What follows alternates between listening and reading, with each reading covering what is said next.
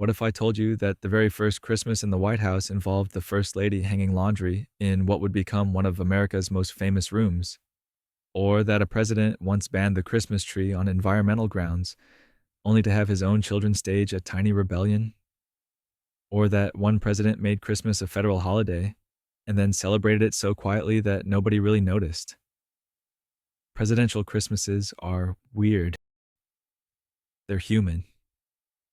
They're sometimes tragic, occasionally ridiculous, and always more interesting than you'd think.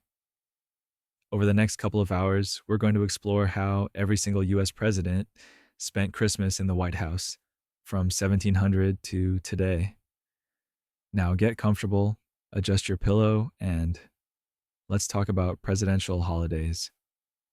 Starting with a cold, unfinished mansion and a very practical First Lady, John Adams, the first White House Christmas. So here we are, the beginning. The year is 1800, and John Adams is about to experience something no president has experienced before: Christmas in the White House. Except, well, calling it the White House is generous. The place isn't even finished.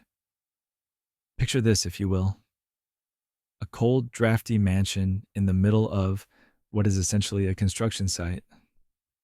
The plaster is still wet on some of the walls. There are workmen's tools lying around. It smells like fresh paint and ambition. Adams and his wife Abigail move into this half-finished monument to democracy just in time for the holidays, which is either perfect timing or the worst timing, depending on how you feel about spending Christmas in what is essentially a very expensive fixer-upper. Abigail, practical as ever, looks around at this enormous freezing house and thinks, well, we need somewhere to hang the laundry, so she chooses the East Room. Yes, that East Room, the one that would later host state dinners and presidential press conferences.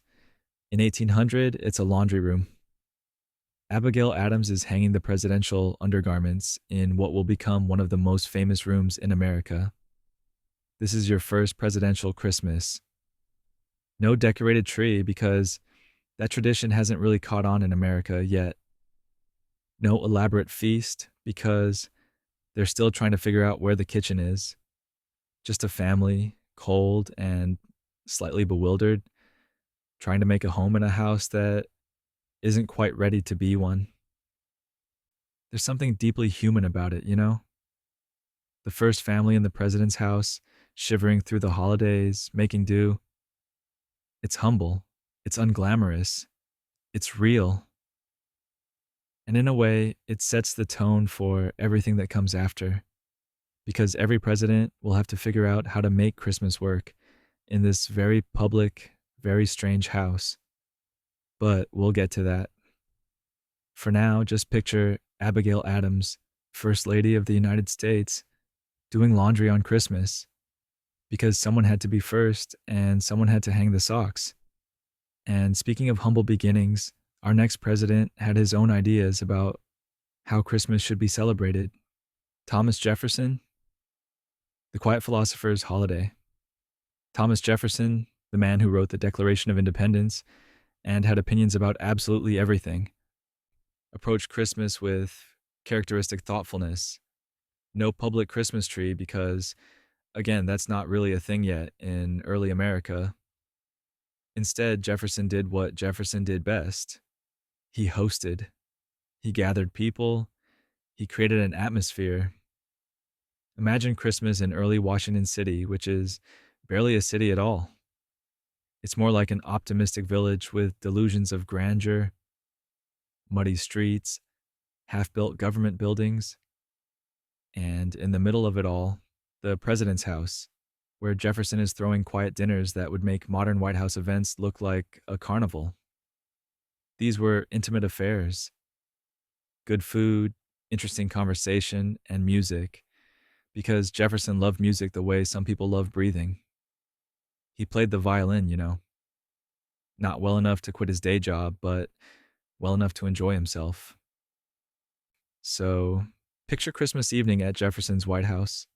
A small gathering of friends and colleagues, candlelight flickering, the scent of roasted meat and fresh bread, and Jefferson in the corner, sawing away at his violin with more enthusiasm than technical skill. It's cozy, it's intellectual, it's very Jefferson. There's no pomp, no ceremony, just hospitality, which Jefferson considered one of the highest virtues. He believed in bringing people together, in creating spaces where ideas could flow as freely as wine. Christmas was simply another opportunity to do that. Another evening to gather people around a table and talk about philosophy, science, politics, whatever struck their fancy. Very civilized, very enlightenment. And here's the thing about Jefferson's approach: it was sustainable. No stress about decorations or elaborate productions, just good company and good conversation. Simple, repeatable, and probably much less exhausting than what many of his successors would attempt. Though, of course, simplicity is a luxury when you're not trying to hold a nation together during a war, which brings us to our next president, who had slightly more pressing concerns than dinner parties. James Madison would spend his Christmases with the sound of cannons in the distance, which does tend to change the holiday mood. James Madison, Christmas during wartime. James Madison, our shortest president at 5 feet 4 inches, faced some of the tallest challenges during his Christmases in office. The War of 1812 was raging, and nothing says holiday cheer quite like the British threatening to burn down your capital city, which they did actually in 1814. But we're getting ahead of ourselves. Madison's Christmas celebrations were necessarily intimate. You can't exactly throw a massive party when half your resources are going toward defending the country. So the gatherings were small, quiet, focused on family and close friends. But here's where it gets interesting. Dolly Madison, James's wife, was not about to let a little thing like war completely ruin Christmas. She started adding decorations to the White House, small touches that said, yes, we're at war, but we're also going to maintain some semblance of civilization. Thank you very much. Dolly was brilliant at this kind of thing. She understood that morale matters, that symbols matter, that sometimes you need to hang a wreath and serve cookies even when, especially when, things are falling apart around you. It's defiance dressed up as holiday spirit. We will celebrate Christmas, the decorations seem to say, because we are still here and we intend to remain here. Picture a White House Christmas during the War of 1812. Smaller gatherings, yes, but carefully maintained ones. Candles lit despite the cost. Music played despite the worry. Dolly moving through rooms, making sure everyone feels welcome, feels hopeful, even as everyone knows that British ships are sitting in Chesapeake Bay. It's Christmas as an act of resistance. Christmas as a statement of faith in the future. The conversations at these gatherings must have been something else. Polite holiday small talk mixed with genuine concern about whether the United States would survive as a nation. Someone passes the potatoes while someone else mentions troop movements. It's surreal and very human. War doesn't pause for holidays, but humans try to celebrate anyway because what else are you going to do? Madison survived the war. The White House did not, at least not in its original form. The British would burn it in 1814, and the Madisons would have to celebrate Christmas elsewhere for a while. But that's a different story. For now, just appreciate the strange courage of decorating for Christmas when you're not entirely sure your house will still be standing next year. Speaking of uncertainty, our next president would try to rebuild both the White House and the idea of presidential Christmas elegance. James Monroe, The Return of Elegance. After the War of 1812, after the burning and rebuilding, James Monroe decided it was time to bring some style back to presidential Christmases. The White House had been reconstructed, repainted, made whole again. And Monroe, who had spent time in France and developed rather refined tastes, thought Christmas should reflect this new era of American confidence.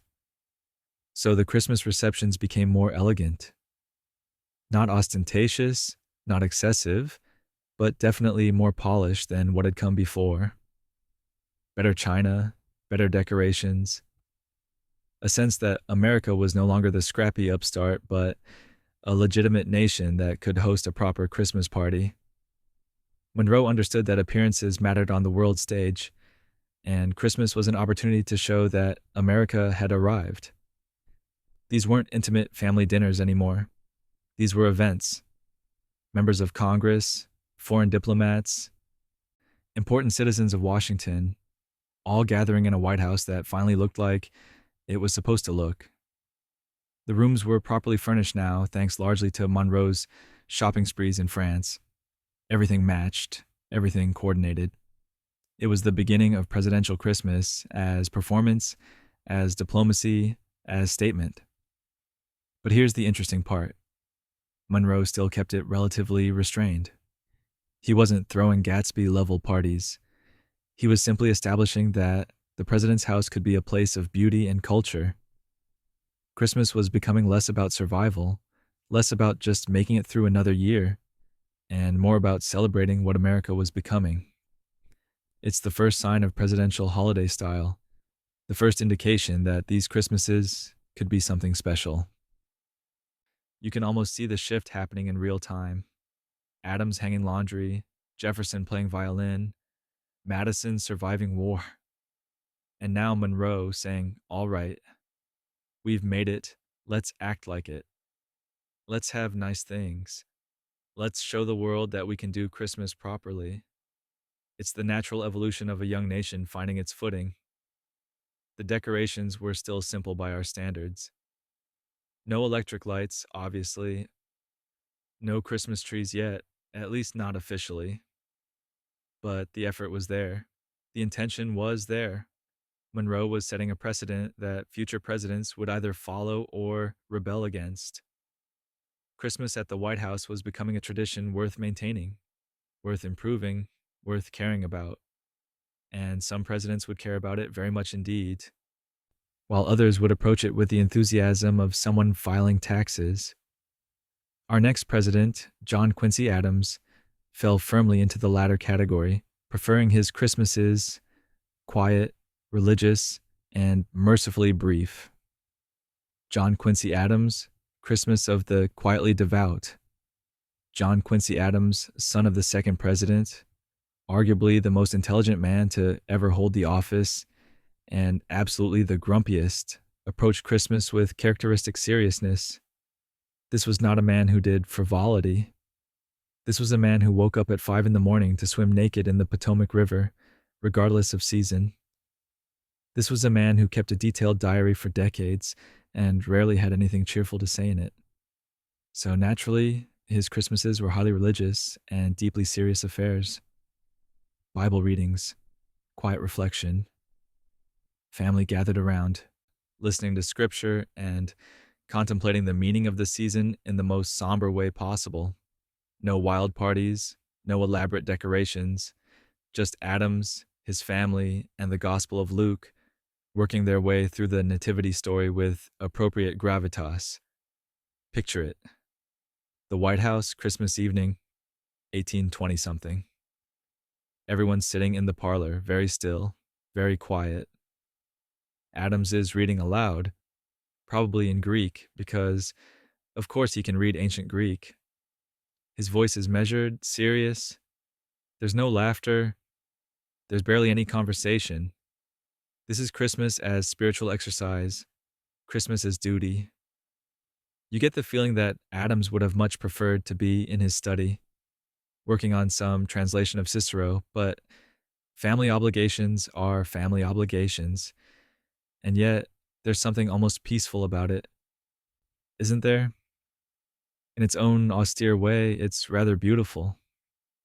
No stress about impressing anyone, no political calculations, just a family together, observing a holy day in the way they saw fit. Simple, honest. Completely devoid of joy, yes, but honest. Adams wasn't trying to use Christmas for diplomatic purposes like Monroe. He wasn't trying to boost morale like Dolly Madison. He was simply observing a religious holiday in the privacy of his own home, which happened to be the White House.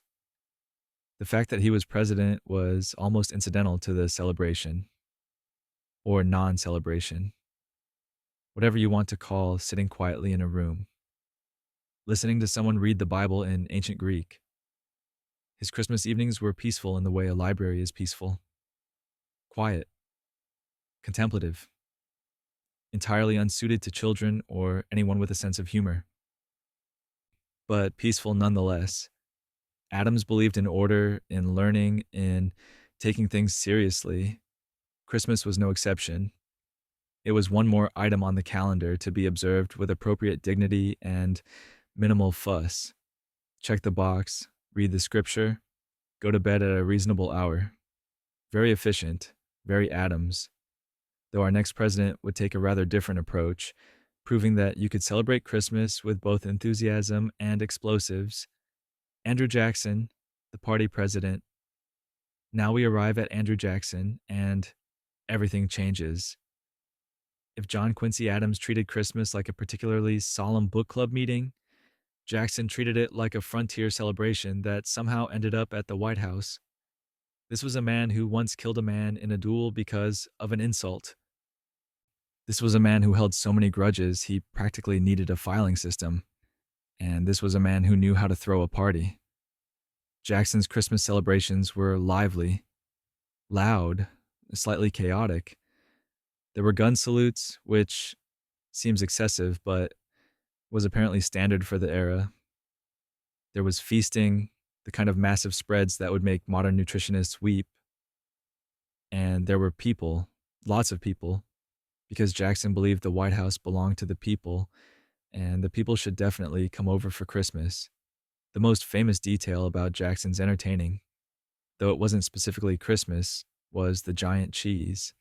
A wheel of cheese, 1,400 pounds of cheese, delivered to the White House as a gift, and Jackson, in his infinite wisdom, decided to share it with the public. He opened the White House, invited everyone in, and let them have at it. The result was predictable: chaos. Cheese everywhere, cheese ground into carpets, cheese on the walls. The White House smelled like cheese for weeks. It was glorious and disgusting in equal measure. This gives you a sense of Jackson's approach to White House celebrations. Inclusive, yes. Thoughtful, no. His Christmas parties had that same energy. Everyone was welcome. Things would get messy, but people would talk about it for years. Jackson understood spectacle. He understood that people wanted their president to be larger than life.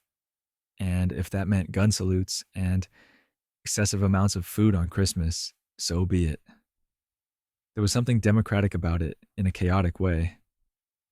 The stuffiness of the Monroe and Adams administrations was gone. Christmas at the White House was once again accessible, human, loud. You didn't need to be a diplomat or a congressman to celebrate with the president. You just needed to show up and be willing to elbow your way to the buffet table. It was Christmas as populist event, Christmas as statement about who gets to celebrate in the people's house. Of course, not everyone appreciated this approach. Some people preferred elegance over enthusiasm, refinement over rowdiness.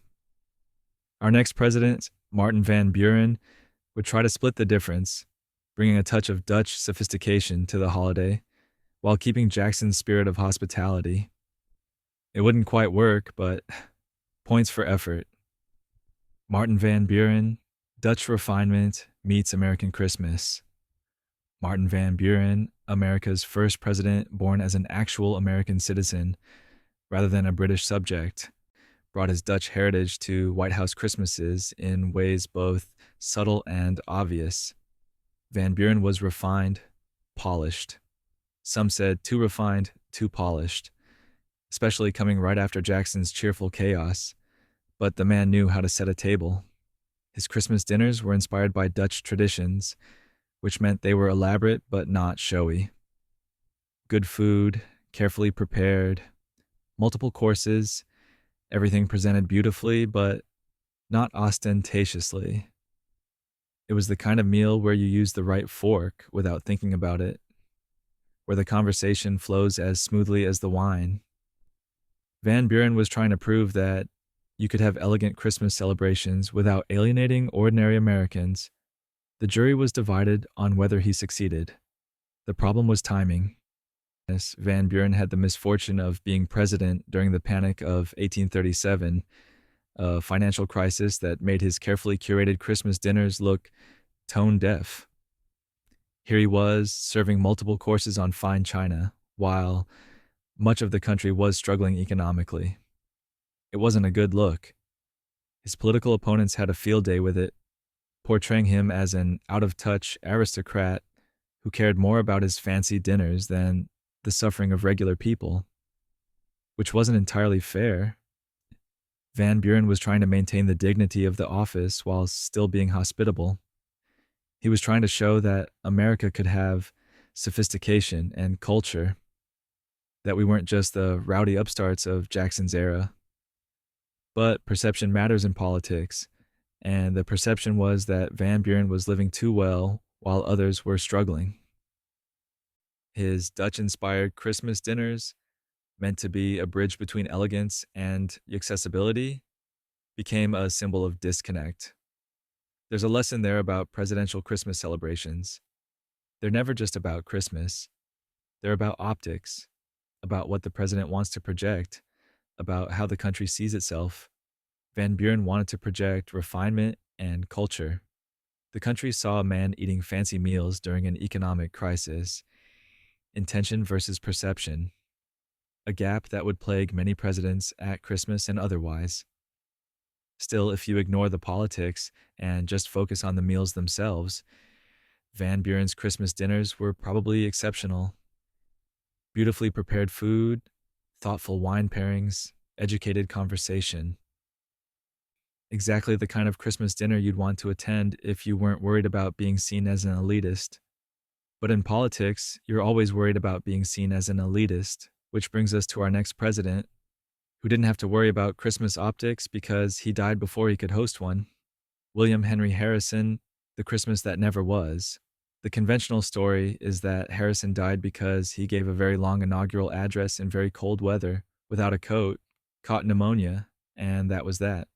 Modern historians think it was probably typhoid fever from contaminated water, which is less dramatic but more accurate. Either way, the result was the same. America's first president to die in office, and a man who would never experience the unique, strange privilege of spending Christmas as President of the United States. It's worth pausing here in our sleepy journey through presidential Christmases to acknowledge what didn't happen. Harrison never got to decide whether he'd follow Van Buren's refined approach or return to Jackson's exuberance. He never got to welcome guests to a White House Christmas party. Never got to watch his family enjoy Christmas in what was supposed to be their home for 4 years, but ended up being their home for 1 month. It's the kind of historical footnote that feels small until you really think about it, and then it feels immense. His wife, Anna, never even made it to Washington during his presidency. She was planning to come later after settling affairs in Ohio. So she never experienced White House Christmas either, never got to be First Lady during the holidays, never got to put her own stamp on presidential celebrations. There's a whole alternate history that never happened, a series of Christmases that exist only as possibility. So we move on because history moves on, because the White House waits for no one. Harrison's vice president, John Tyler, would take over and establish his own Christmas traditions, completely different from what Harrison might have done. And that's how it goes. Presidents come and go, some staying longer than others, some leaving more of a mark. Harrison barely left a mark at all, except as a cautionary tale about inaugural addresses and possibly about water quality in early Washington. But somewhere in the great beyond, you like to think Harrison got to experience Christmas unburdened by the presidency, free from the weight of office, enjoying the holiday in whatever way the afterlife allows. It's a nice thought anyway.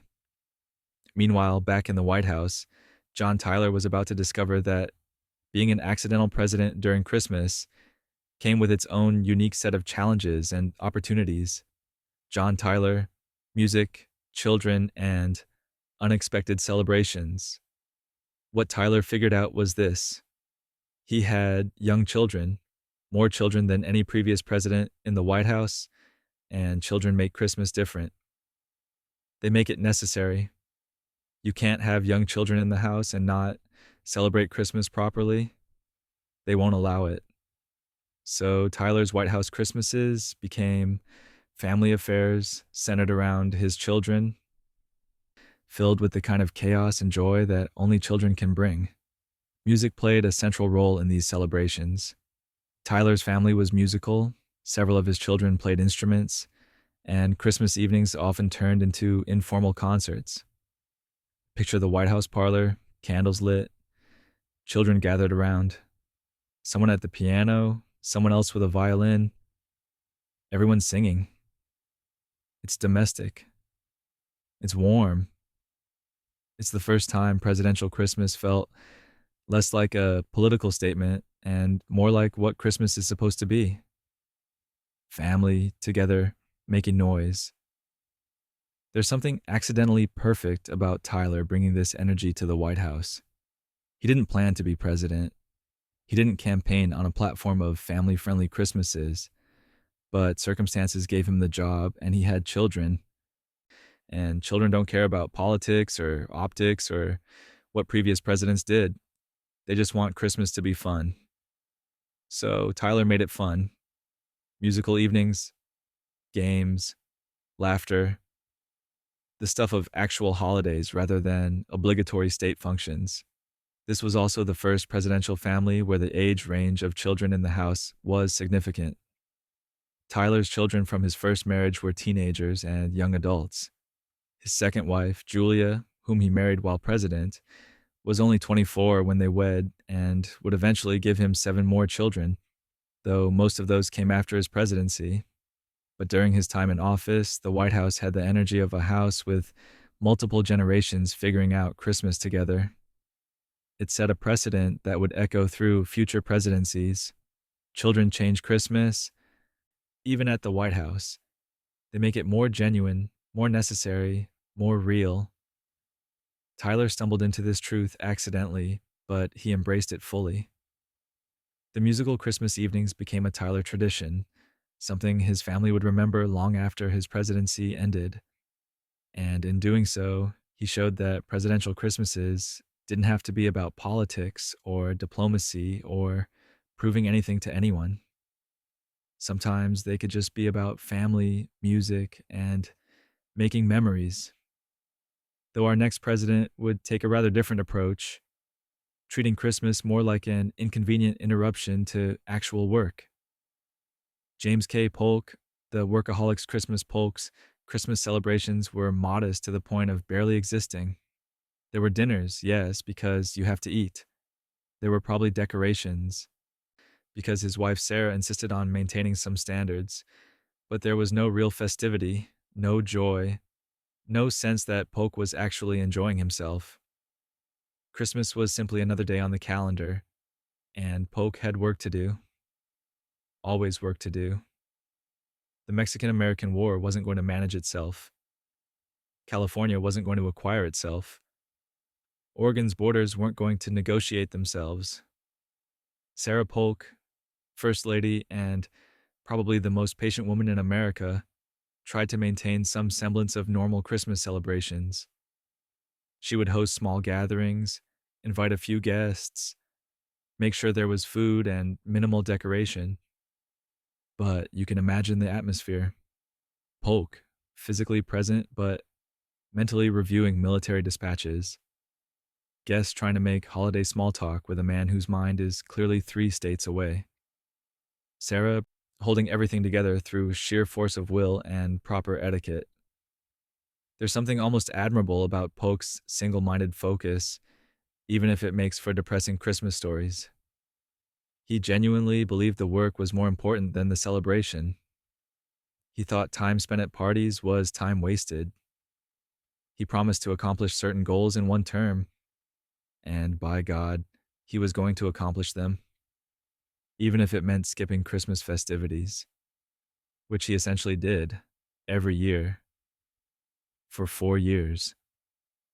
The irony is that Polk's refusal to rest probably killed him. He left office in March of 1849, exhausted, worn down by 4 years of relentless work and minimal self-care. He died 3 months later, at age 53, the youngest former president to die.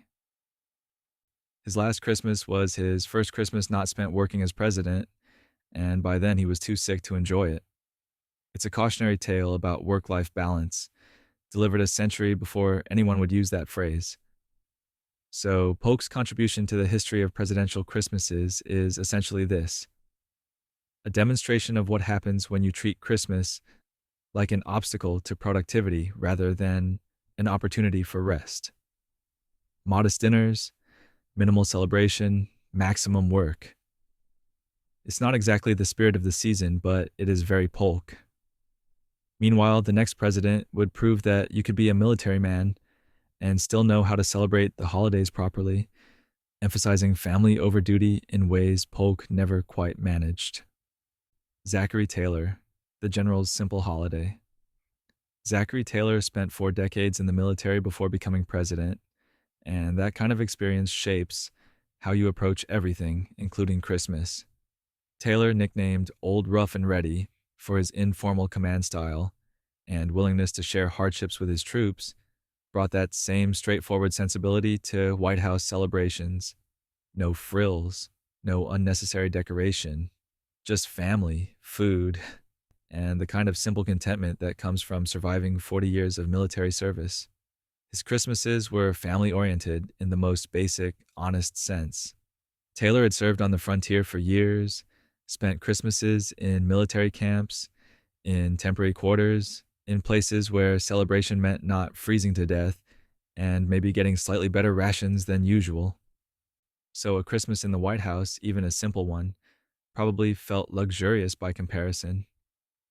A roof that didn't leak, a fire that actually kept you warm, food that hadn't been preserved in salt for 6 months.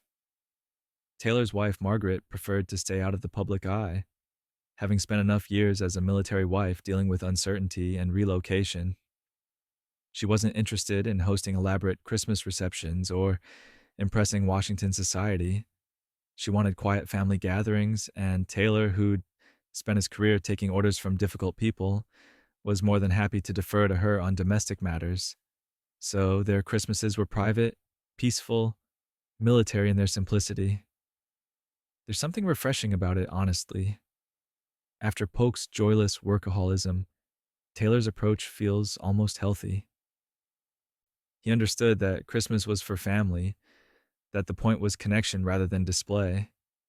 He'd seen enough war, enough hardship, enough death to know that time with loved ones was precious, not something to waste on political theater or social climbing.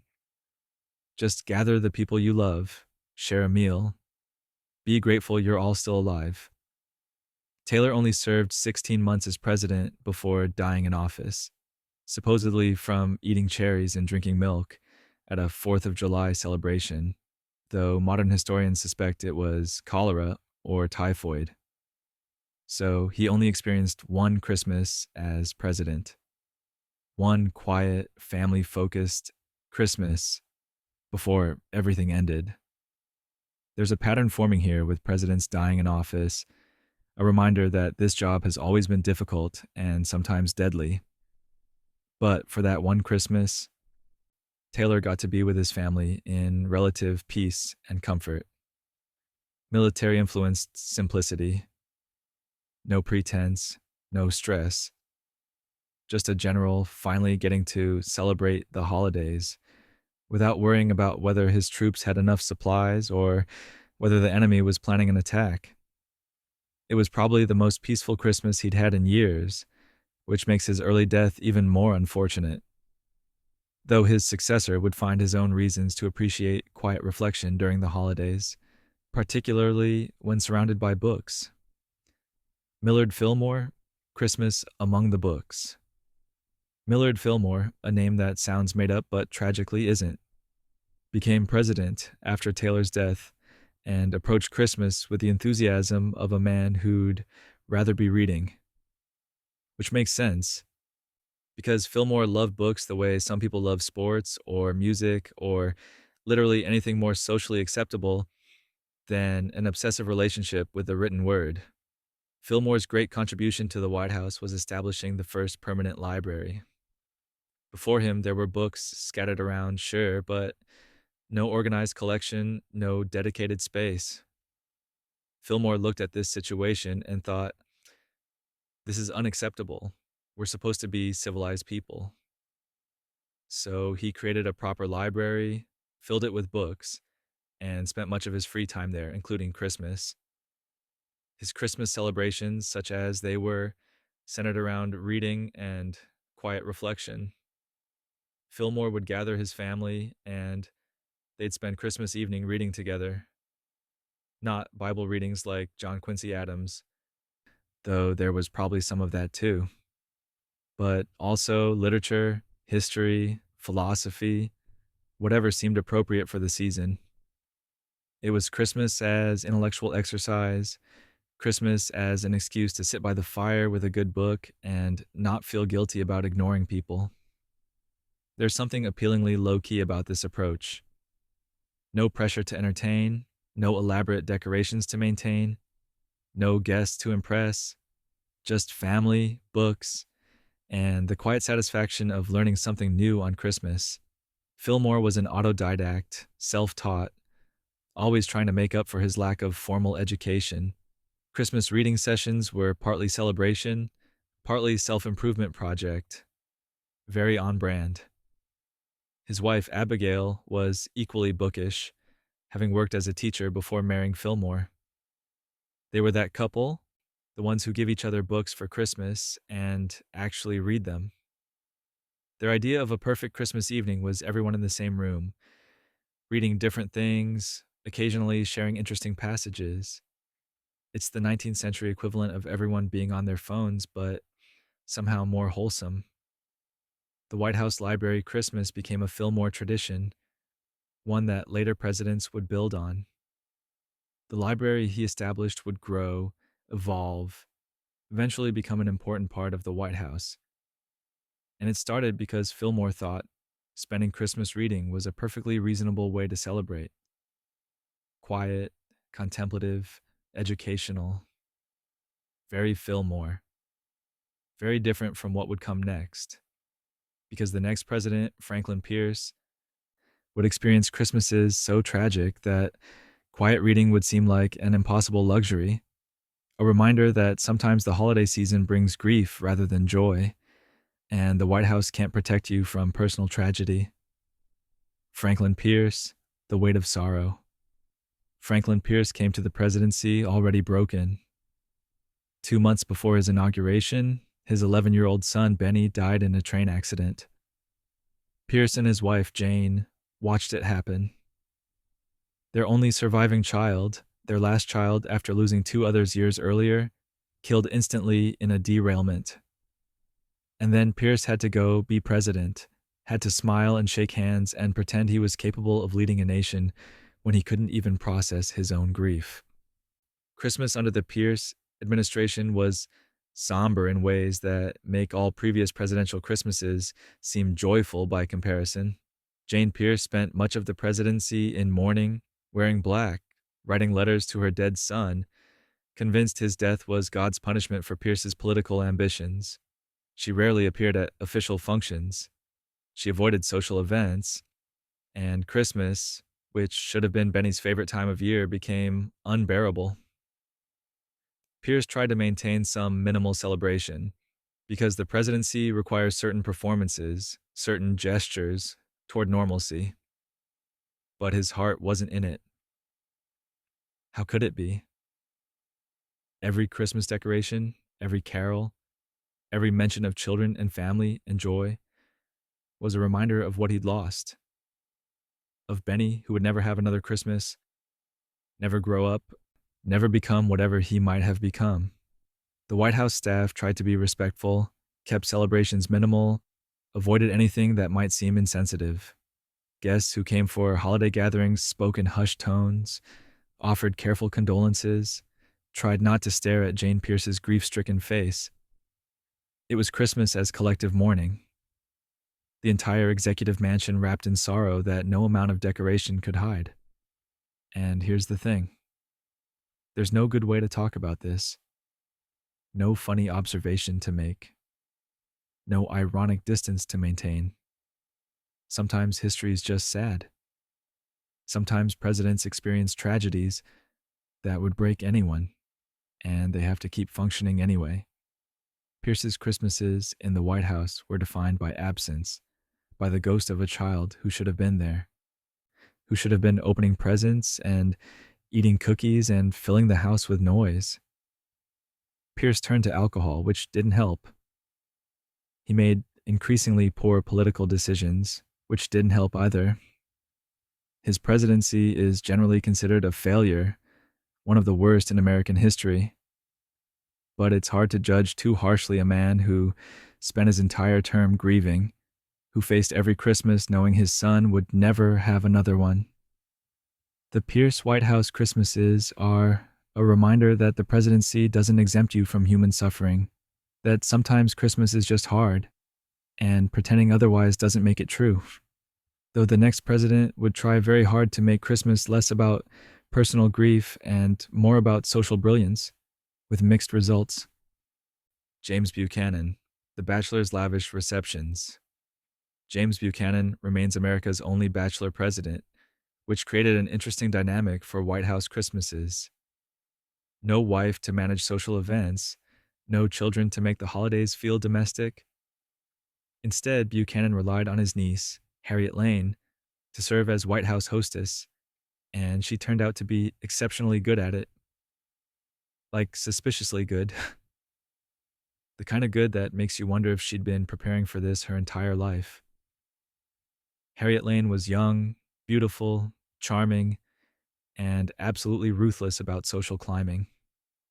She'd lived with Buchanan in London when he served as ambassador, learned European etiquette, developed sophisticated tastes, and came back to America ready to make the White House the center of Washington society.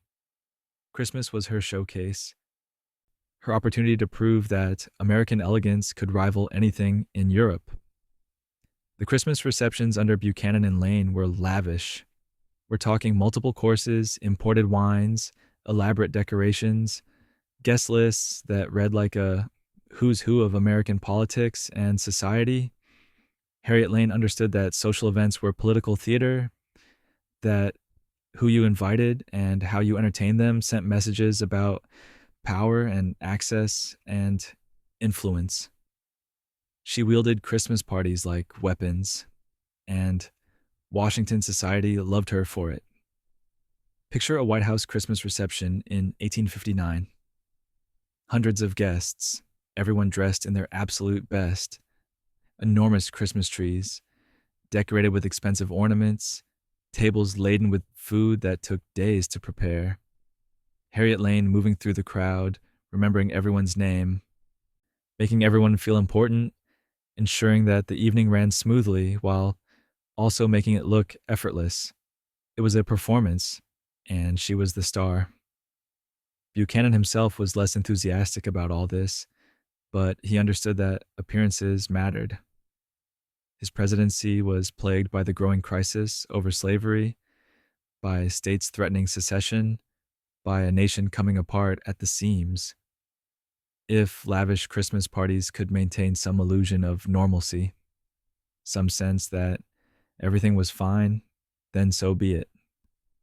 Let Harriet Lane work her magic. Let people eat and drink and forget for one evening that the country was headed towards civil war.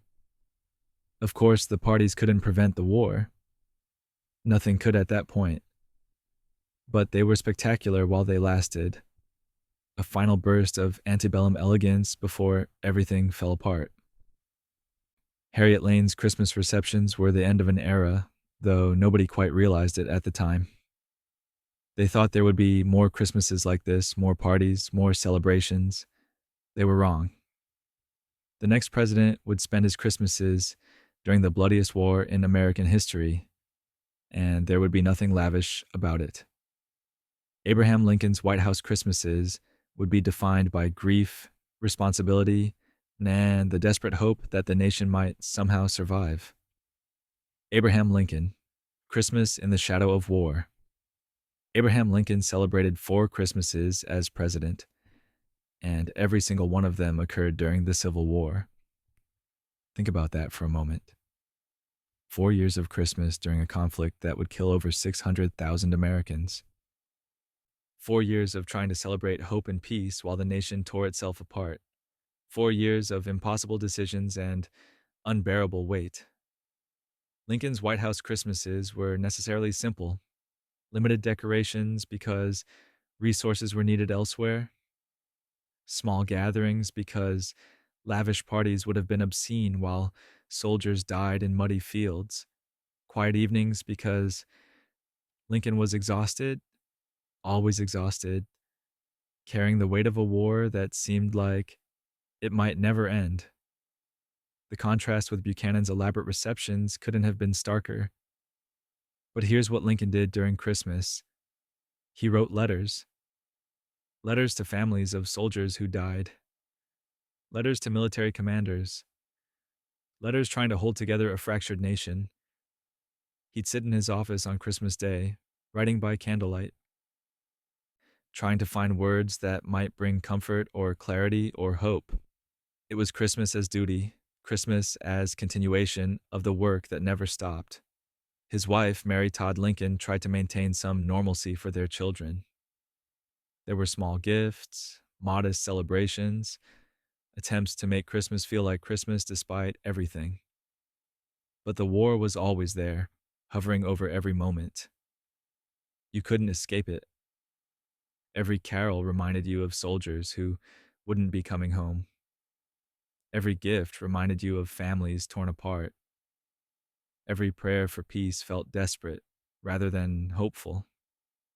Lincoln understood the symbolism of Christmas better than most.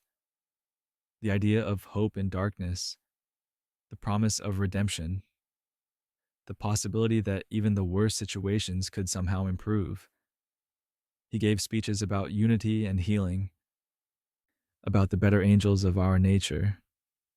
Christmas was an opportunity to reinforce those messages, to remind a divided nation that reconciliation was possible, that this war wasn't forever. On Christmas Day, 1863, Lincoln was working on reconstruction plans, trying to figure out how to put the country back together even before the war ended.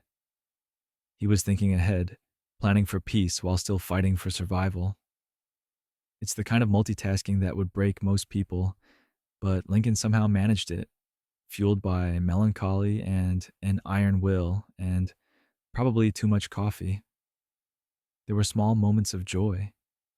His son Tad playing in the White House, Mary arranging what decorations they could manage, brief respites from the crushing responsibility. But mostly, Lincoln's Christmases were about endurance, about making it through another year, about believing that eventually, somehow, this would end and the nation would heal. Spoiler: it would end. Lincoln wouldn't live to see many peaceful Christmases after the war, but the nation would survive, which was the point. And the next president would spend his first Christmas in office trying to begin that healing with mixed success and a lot of Christmas pardons. Andrew Johnson, pardons and attempted healing. Andrew Johnson became president after Lincoln's assassination, inheriting a nation that had just survived civil war and had no idea how to move forward. His Christmases in office were marked by attempts at reconciliation, most notably through the generous use of Christmas pardons. It was Johnson's way of saying, "The war is over. Let's try to move on. Please don't kill each other anymore." Christmas pardons weren't a new concept, but Johnson used them extensively. Confederate soldiers, political prisoners, people who'd been caught on the wrong side of history and were now trying to figure out how to live in a reunited nation. Johnson would sign pardon after pardon during the Christmas season, each one a small gesture toward healing, toward letting the past stay in the past. Whether it actually helped is debatable, but the intention was there. The problem was that Reconstruction was messy and complicated, and nobody agreed on how it should work. Johnson's vision of healing looked like the leniency toward the South, which Northern Republicans saw as betrayal. His Christmas pardons, meant as generous gestures, became political weapons used against him. Every pardon was analyzed, criticized, used as evidence that Johnson was too soft, too sympathetic to former Confederates, too willing to forget what the war had been about. So his White House Christmases became tense affairs. Small gatherings because Johnson wasn't popular enough to fill a room. Awkward conversations because politics kept intruding on what should have been a holiday. The weight of trying to heal a nation that wasn't ready to heal, that was still angry, still grieving, still fighting over what America should be. Johnson's wife, Eliza, was chronically ill and rarely appeared at social functions, which meant Christmas events lacked a hostess's touch. His daughter, Martha, filled in when necessary, trying to maintain some semblance of holiday cheer while her father's political career imploded around him. It was Christmas as damage control, Christmas as attempted normalcy in an abnormal situation. There's something almost tragic about Johnson's Christmas pardons. He genuinely thought he was helping, thought he was building bridges, thought forgiveness was the answer. And maybe in a different time, with a different Congress, with a different political situation, it would have worked. But Johnson's Christmases were defined by good intentions, meeting harsh political reality, by gestures of healing that were received as insults. He would eventually be impeached, though not convicted, becoming one of only 3 presidents to face that particular humiliation. But before that, he had a few Christmases where he tried to make peace through pardons, tried to use the season of forgiveness to actually forgive. It didn't work the way he hoped, but you can't say he didn't try. Meanwhile, the next president would have his own relationship with Christmas, one that would change the holiday for every American forever by making it officially recognized by the federal government. Ulysses S. Grant. Making Christmas official. Here's something most people don't know. Ulysses S. Grant signed the legislation that made Christmas a federal holiday. June 28, 1870, Grant put pen to paper and officially declared that Christmas would be recognized by the United States government. After nearly a century of presidents celebrating Christmas in whatever way they chose, it was now official. You got the day off. Well, federal employees got the day off. It was progress. The irony is that Grant's own presidential Christmases were relatively quiet affairs. Here's the man who made Christmas official, and he celebrated it with modest family gatherings, nothing elaborate, nothing particularly memorable. Grant had spent years in military camps, experienced countless Christmases away from home, seen enough war to last several lifetimes. By the time he was president, his idea of a good Christmas was simply being with family in peace. His wife, Julia, enjoyed entertaining and would host some Christmas receptions, but they were restrained compared to the antebellum extravaganzas of the Buchanan era. Grant wasn't interested in social climbing or political theater. He'd won the Civil War. He'd saved the Union. He didn't need to impress anyone with fancy Christmas parties. A good meal, family around. Maybe a cigar and some whiskey, that was sufficient.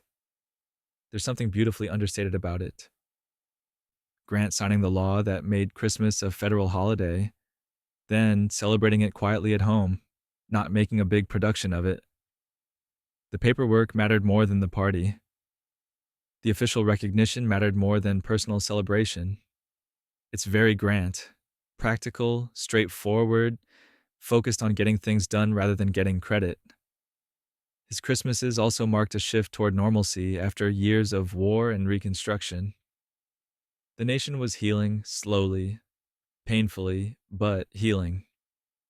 Christmas as a federal holiday was part of that healing. a statement that America was stable enough, peaceful enough to officially celebrate, that the government could afford to shut down for a day, that we were past crisis mode, at least temporarily. Grant's children enjoyed their White House Christmases immensely, which probably mattered more to Grant than any political consideration. He was a devoted father, perhaps overly indulgent, and seeing his kids happy on Christmas was likely the point of the whole exercise. Let them open presents, let them play, let them have the childhood he'd had to cut short for war. So, Grant's contribution to presidential Christmas history is twofold. He made it official, and he kept it simple. Federal recognition plus family focus. Not bad for a man who'd spent years sleeping in tents and eating hardtack. Though the next president would continue that family-focused tradition, with the added bonus of children actually playing in the White House parlors instead of just sitting quietly like tiny adults. Rutherford B. Hayes, Children Reclaim the White House. Hayes came to the presidency under controversial circumstances, the disputed election of 1876 that was eventually settled by congressional commission. But once he was in office, he focused on being aggressively wholesome. No alcohol at White House events, which earned his wife Lucy the nickname Lemonade Lucy. No scandals, no drama. Just good Christian values and a house full of children making noise on Christmas. The Hayes family had 5 children still living at home during the presidency, which meant White House Christmases were chaotic in the best possible way. Children playing in the parlors, children sliding down banisters, children treating the executive mansion like an actual home rather than a museum. After years of somber wartime Christmases and tense Reconstruction holidays, this was refreshingly normal. Hayes and Lucy encouraged the chaos. They wanted their children to have real childhoods despite living in the White House. So Christmas was fully embraced, fully celebrated, with all the mess and noise and joy that children bring to the holiday. Decorations went up, presents were wrapped. Carols were sung loudly and off-key because children don't care about perfect pitch. There were also larger Christmas gatherings where Hayes would invite staff, friends, children from Washington orphanages. Lucy Hayes was big on charity and hospitality, believing that Christmas should be shared, that people with resources had an obligation to spread joy. It was Christmas as community event, Christmas as demonstration of values, very earnest, very Hayes. The Hayes White House also saw the beginning of more elaborate Christmas decorations becoming standard. Not just a few candles and wreaths, but serious effort put into making the place festive. This was partly Lucy's influence and partly a sign of the times. The Victorian era was in full swing. Christmas was becoming more commercialized, more elaborate, and the White House reflected those trends. But the lasting image of Hayes Christmases is children playing. Children being allowed to be children in a house that had seen so much adult sorrow and adult conflict.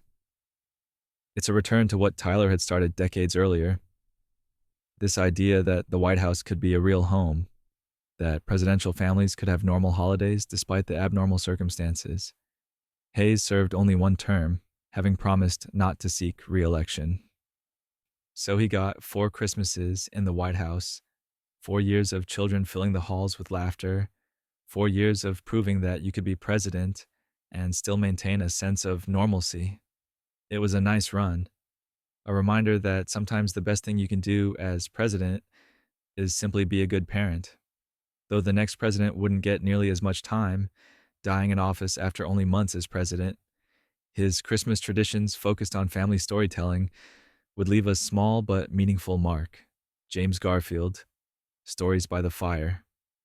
James Garfield was president for exactly 200 days before being shot. And then he lingered for another 80 days before dying, which means he never experienced a Christmas as president. But we know about his Christmas traditions from before his presidency, and they're worth mentioning because they tell us something about the man and what White House Christmases might have been like if he'd survived. Garfield's Christmas tradition was storytelling. He was an educated man, a former teacher, a lover of literature and history. And on Christmas evenings, he would gather his family around the fire and tell stories. Not just reading from books, though he did that too, but actually telling stories, weaving narratives, bringing history and mythology and moral lessons to life through performance. His children loved it. His wife loved it. It was Garfield at his best: engaged, entertaining, educational. Imagine if he'd lived to bring that tradition to the White House. Christmas evenings with the president telling stories to not just his own children, but to guests, to visitors, to anyone who wanted to listen. It would have been unique, personal, a reminder that the presidency didn't have to be all formality and politics, that there was room for warmth and creativity and human connection. But he didn't live. Charles Guiteau shot him in July of 1881, and Garfield spent the summer dying slowly from infection and medical incompetence. His last months were spent in agony, far from any Christmas celebration, far from storytelling by the fire. His family got no Christmas with him as president. He got no chance to establish his own White House holiday traditions. There's a pattern forming with these presidential deaths in office. Harrison, never making it to Christmas. Garfield, shot before he could celebrate a single holiday as president. The office exacting a terrible price from those who hold it. These aren't just historical footnotes. These are lives cut short, families left grieving, Christmases that never happened. Garfield's vice president, Chester Arthur, would take over and establish his own very different Christmas traditions. But there's something worth pausing for in Garfield's story. The tradition of storytelling that never got transferred to the White House. The Christmas evenings that could have been but weren't. The reminder that history is full of possibilities that never manifested, of futures that never came to be. Garfield would have been a storytelling president at Christmas, and that would have been lovely. Instead, he became another cautionary tale about presidential mortality, another name in the list of leaders who didn't make it to the end. And Arthur, his successor, would approach Christmas with all the ornate Victorian excess that the Gilded Age could provide. Chester A. Arthur, Victorian Christmas Extravaganza.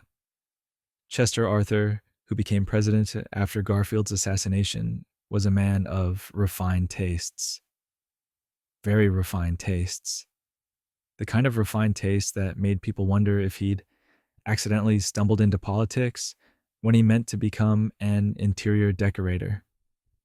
His approach to White House Christmas reflected this perfectly. Ornate Victorian decorations, elaborate parties, everything dripping with Gilded Age excess. Arthur completely redecorated the White House when he moved in, getting rid of what he considered outdated furniture and replacing it with the latest Victorian style. Christmas was simply an extension of this aesthetic philosophy. If you're going to celebrate, celebrate properly. If you're going to decorate, decorate extensively. More is more, and subtlety is for people with less sophisticated taste. His Christmas parties featured enormous decorated trees, elaborate garlands, expensive ornaments that probably cost more than most Americans made in a year. The decorations reflected the Gilded Age at its most gilded. That peculiar American moment when making money was celebrated rather than hidden, when opulence was the point. Arthur's White House Christmases said, "We have arrived, we are successful, look at all this stuff we can afford." But here's the thing about Arthur. He was also a widower. His wife had died shortly before he became vice president, and he never remarried. So all this elaborate Christmas decoration, all this Victorian excess was happening in a house without a first lady, without a wife, without the person Arthur probably wanted to share it with most. There's something melancholy about that, even amid all the opulence. His sister Mary served as White House hostess. managing the Christmas receptions and social events. She did an admirable job, but it wasn't the same. Arthur's Christmases were beautiful, expensive, socially successful, and probably rather lonely. All the ornate decorations in the world can't replace the person you're grieving. Still, the aesthetic legacy matters. Arthur's Victorian Christmas approach set a standard that would influence future White House holidays. The idea that the executive mansion should look spectacular during Christmas, that decorations should be elaborate and impressive, that Christmas was an opportunity to showcase American style and success. It wasn't subtle, but it was memorable. Arthur only served one term, dying of kidney disease 2 years after leaving office, but his Gilded Age Christmases left their mark, established a template that later presidents would either follow or rebel against. And speaking of following traditions, the next president would bring electric lights to White House Christmas for the first time, creating magical moments that his daughters would remember for the rest of their lives. Grover Cleveland, the dawn of electric Christmas. Grover Cleveland holds a unique distinction among presidents.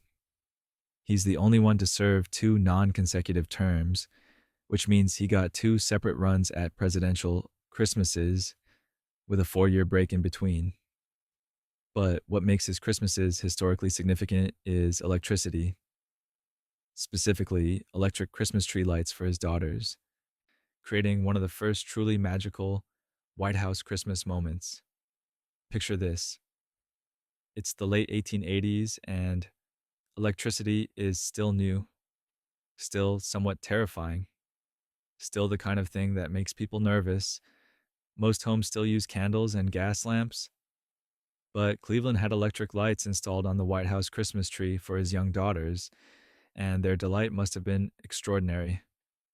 Imagine being a child in that era, seeing a tree literally glowing with electric light for the first time. It would have seemed like pure magic. Cleveland's daughters, Ruth and Esther, were young during his second term, and he was completely devoted to them. The electric lights weren't a political statement or a show of American technological prowess. They were simply a father wanting to give his children something special, something wonderful, something they'd remember forever. And it worked. Those electric lights created a moment of pure childhood joy in the middle of all the political chaos and social responsibility. His wife, Frances, was the youngest First Lady in history, married to Cleveland when she was only 21. She brought energy and warmth to White House celebrations, making Christmas feel less like a state function and more like a family holiday. The combination of Frances's hospitality and those magical electric lights created Christmases that people talked about for years. This was also around the time when Christmas was becoming more commercialized in America, more focused on children and gifts, and creating special moments. Cleveland's electric lights fit perfectly into that trend. They showed that Christmas was evolving, that new technology could enhance rather than replace tradition, that you could honor the past while embracing the future.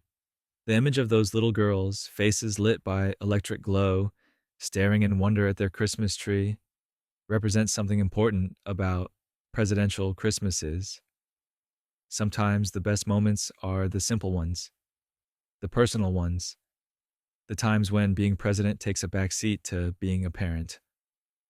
Though the next president would take this child-centered approach even further, installing the first official indoor White House Christmas tree and letting his grandchildren turn the executive mansion into their personal playground. Benjamin Harrison. The official tree arrives.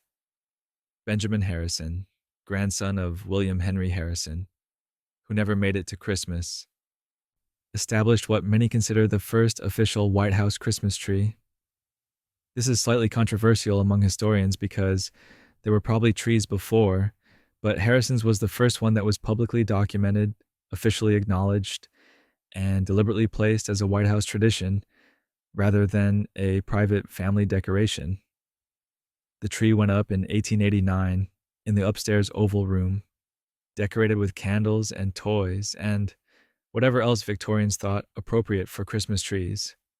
And here's what made it special: Harrison's grandchildren. The man had grandchildren living in the White House, and those children treated that Christmas tree like it was specifically created for their entertainment, which, let's be honest, it probably was.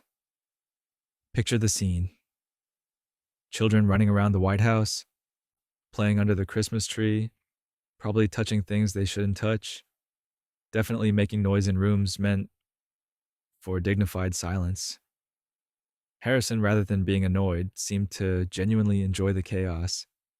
He'd spent years as a military officer and politician, and having grandchildren around made the White House feel alive in ways that formal receptions never could. His daughter and her family lived in the White House during his presidency, which meant Christmas was automatically a multi-generational affair. The grandchildren's parents were there. Harrison and his wife, Caroline, were there. The house was full of family, full of noise, full of the kind of organized chaos that comes with children during the holidays. It was less like a presidential Christmas and more like a normal family Christmas that happened to occur in the White House. Caroline Harrison was also a skilled painter and decorator, and she put considerable effort into making the White House beautiful for Christmas. The decorations were elaborate, artistic, thoughtful. She understood that Christmas was an opportunity to create beauty, to make the house feel warm and welcoming rather than imposing and institutional.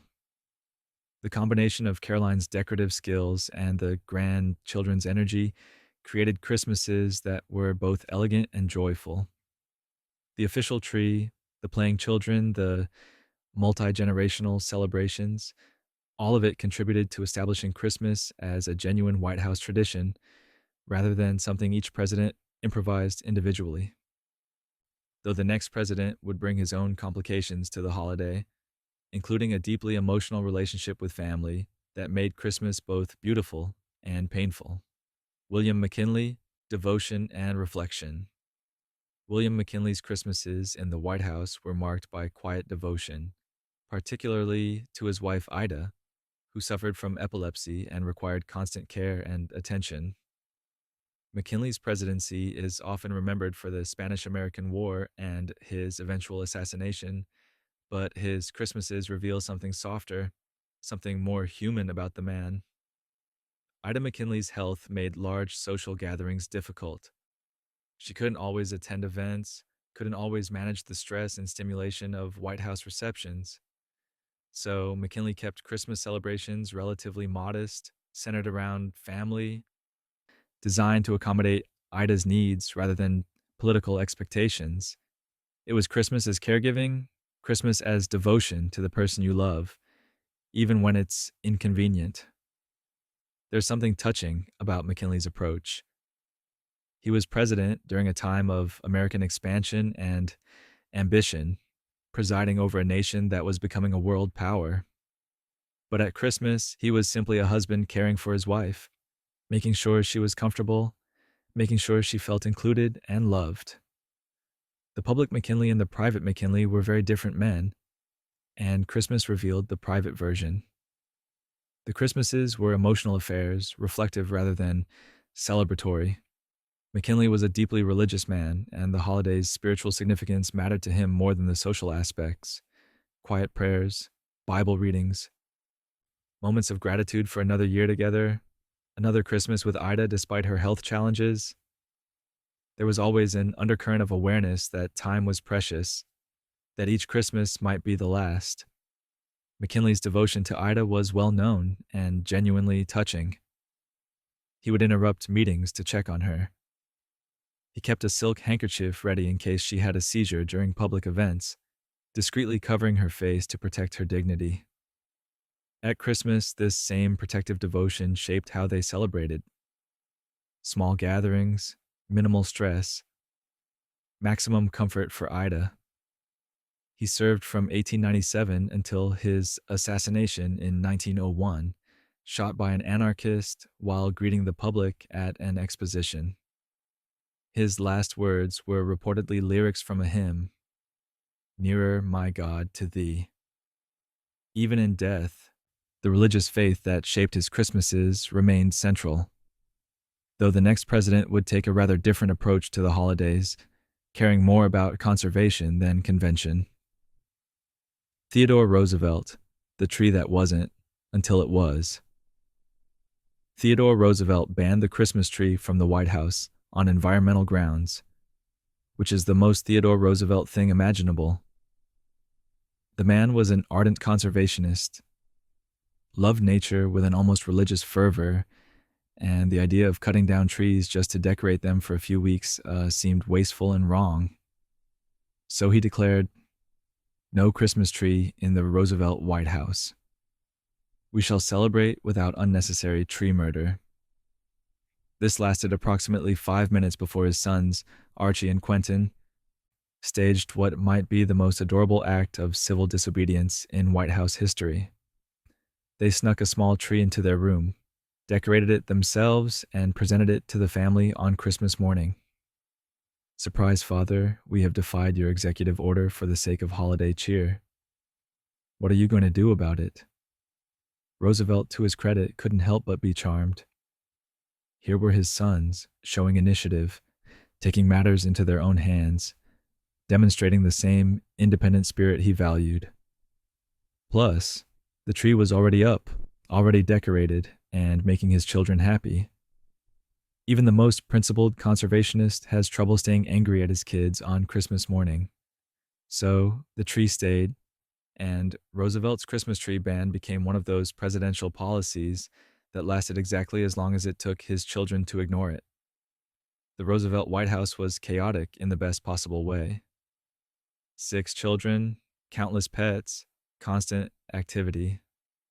Christmas was simply another opportunity for controlled mayhem. The children sliding down banisters, the pony being brought inside. The general sense that rules existed but were more like suggestions. Roosevelt loved it, thrived on it, encouraged it even when it drove the White House staff to distraction. His Christmases also featured a lot of outdoor activity because Roosevelt believed fresh air and exercise were essential to health. Christmas morning might include a vigorous hike or some other strenuous activity that most people would consider inappropriate for a holiday. But Roosevelt wasn't most people, and his family had learned to adapt to his peculiar ideas about how to spend time together. Though our next president would bring a very different energy to White House Christmases, one involving much more food and much less strenuous physical activity. William Howard Taft, laughter and large meals. William Howard Taft, the largest president in American history at over 300 pounds, approached Christmas with the same enthusiasm he brought to meals generally, wholeheartedly. His White House Christmases were characterized by big family gatherings, enormous amounts of food, and children finding creative ways to entertain themselves in the executive mansion. The most famous detail about Taft's White House is his children sliding down the polished hallways. Picture it. These long, gleaming corridors, buffed to a shine by White House staff, and Taft's children discovering they made excellent sliding surfaces. They'd take running starts, slide as far as possible, laugh themselves silly, and then do it again. The staff was probably horrified. Taft thought it was hilarious. Christmas at the Taft White House meant gathering the entire family, and the Taft family was large and loud and delightfully chaotic. Taft himself was jovial, good-natured, the kind of person who made others feel comfortable simply by being himself. His laugh was legendary, booming, and genuine. Christmas gave him an excuse to laugh even more than usual, surrounded by family and food and the general organized chaos of the holidays. The meals were spectacular. Taft loved food. Everyone knew Taft loved food. And Christmas was an opportunity to indulge even more than usual. Multiple courses, rich dishes, desserts that probably violated several laws of physics. The Christmas feast was taken seriously, treated as an important part of the celebration. If you were going to do Christmas, you were going to do it properly, and properly meant abundantly. His wife, Nellie, was less enthusiastic about the sliding and the chaos, trying to maintain some semblance of dignity in the White House. But even she couldn't completely contain the energy of children on Christmas, especially when their father was encouraging them. Taft believed childhood should be joyful, that children should have freedom to play and explore, even in the White House. The Taft Christmases represented a return to unabashed celebration after McKinley's more subdued approach. Big meals, big families, big laughs. Though the next president would bring more refinement to the proceedings, including an innovation that would become standard practice for generations. Woodrow Wilson, cards and carols. Woodrow Wilson, academic and intellectual, brought his own particular style to White House Christmases. Most notably, he established the tradition of official White House Christmas cards in 1913, creating what would become a standard practice for every president afterward.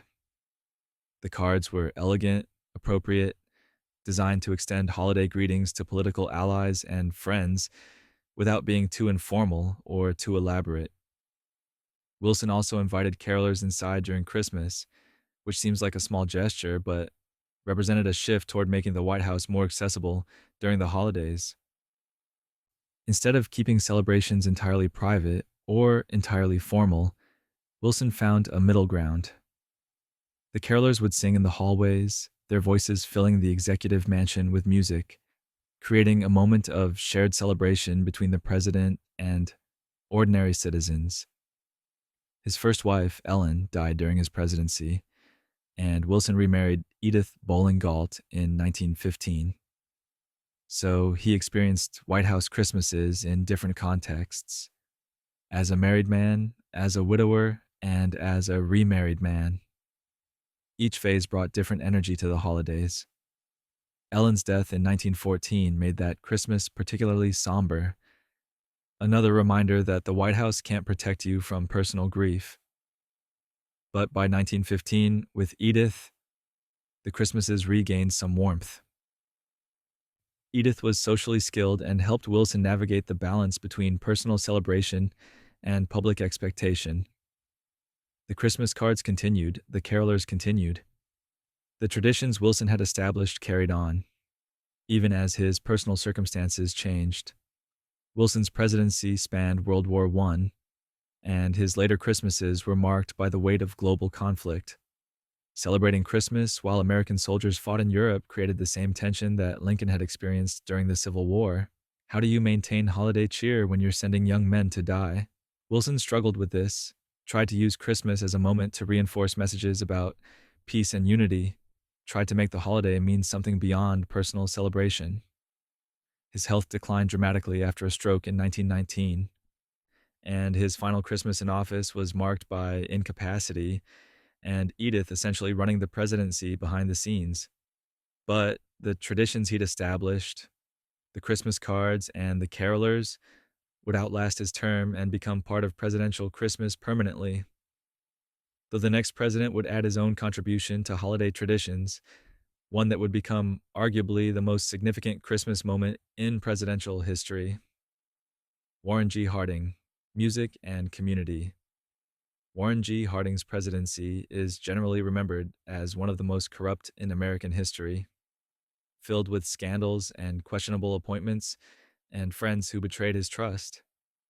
But his Christmases tell a different story, one of genuine warmth and community spirit that contrasted sharply with the backroom deals and political corruption. Harding loved music and made it central to his White House Christmas celebrations. Musical entertainment wasn't a side attraction, but the main event.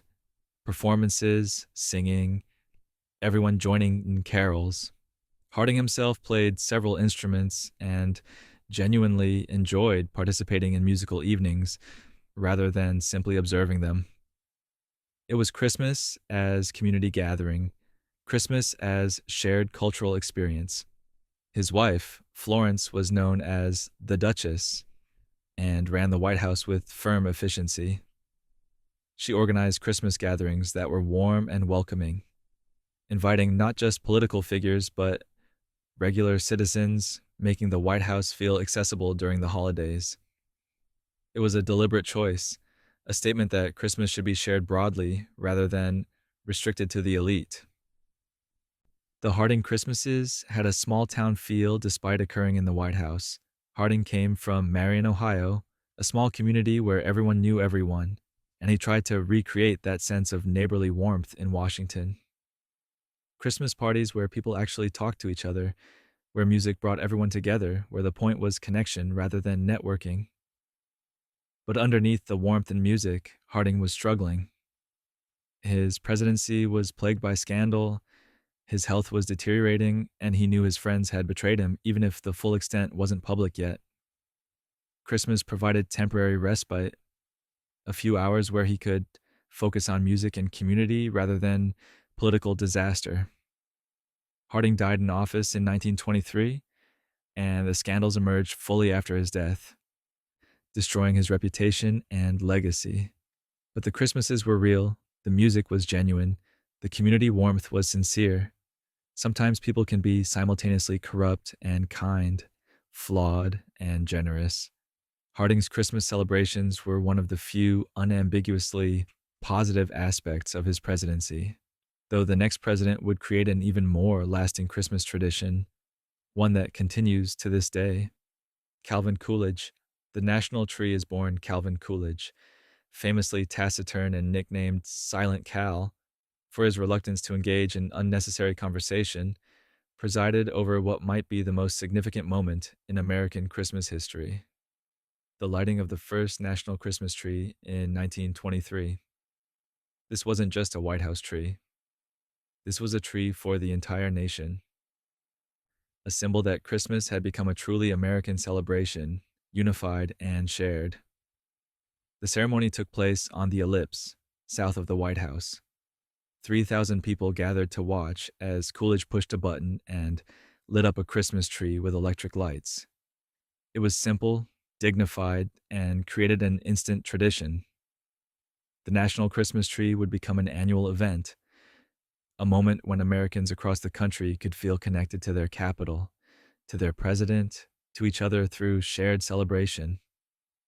Coolidge wasn't naturally inclined toward grand gestures or emotional displays. The man could sit through an entire dinner party without saying a word. But he understood the symbolic power of the Christmas tree lighting, understood that it represented something larger than himself or his presidency. It was about national unity, about creating shared experiences in an increasingly diverse and sprawling country. His personal White House Christmases were quiet, reflecting his personality. Small family gatherings, minimal fuss. Coolidge had suffered the death of his teenage son, Calvin Jr., in 1924, and that tragedy cast a shadow over his remaining Christmases in office. The national tree ceremony continued. The public celebration went on, but privately, Coolidge was grieving, struggling with a loss that no amount of political success could ease. Grace Coolidge, his wife, tried to maintain holiday traditions for the sake of their surviving son and for the country watching them. She was warmer and more social than her husband, better at the public-facing aspects of White House life. Together, they managed to keep both the public and private aspects of Christmas functioning, even when it was difficult. The national Christmas tree lighting became more elaborate in subsequent years, but that first ceremony in 1923 established the template: a moment of national unity, a shared symbol, a reminder that despite our differences, we could gather around a lit tree and celebrate together. Though the next president would face the challenge of maintaining Christmas spirit during the Great Depression. Herbert Hoover. Christmas during economic collapse.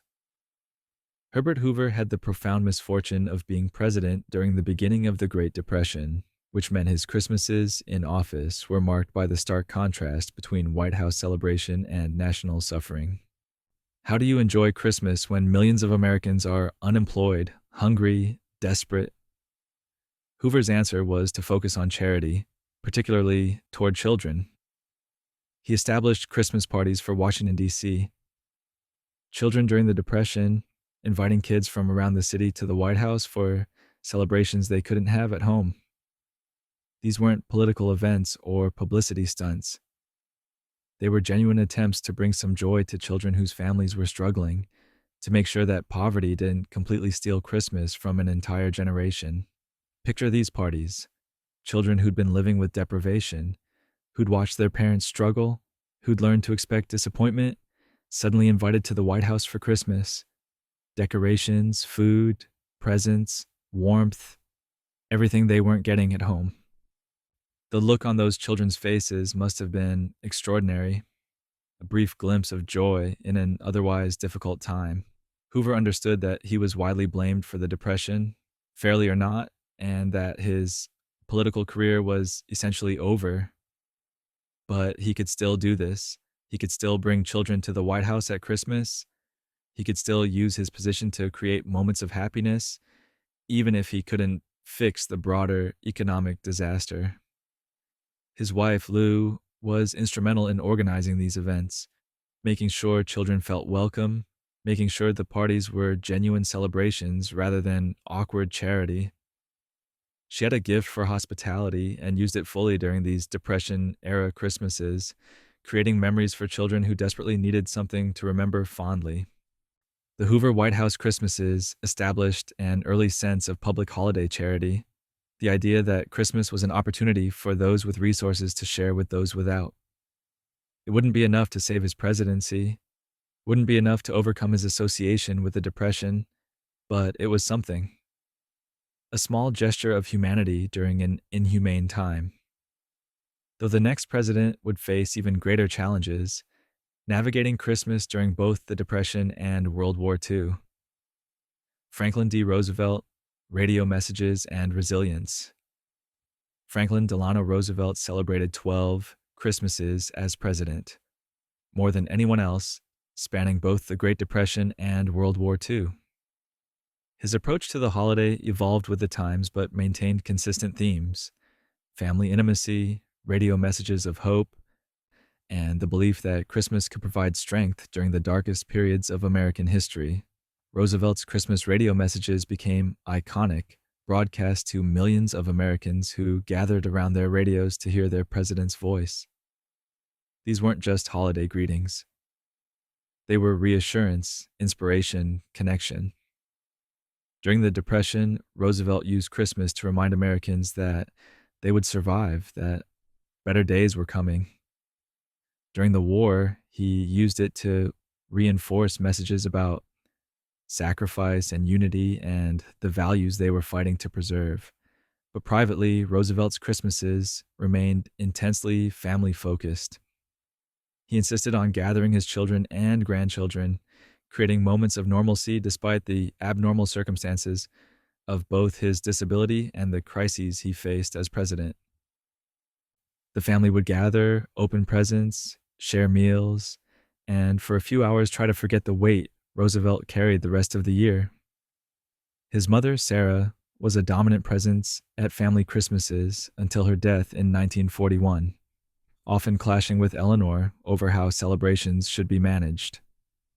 Roosevelt would navigate between them, trying to keep peace, trying to make sure everyone enjoyed themselves. Even the president wasn't immune to family Christmas drama. Eleanor Roosevelt brought her own approach to White House Christmases, focusing on hospitality and inclusion. She invited staff, service members, people who might otherwise spend Christmas alone.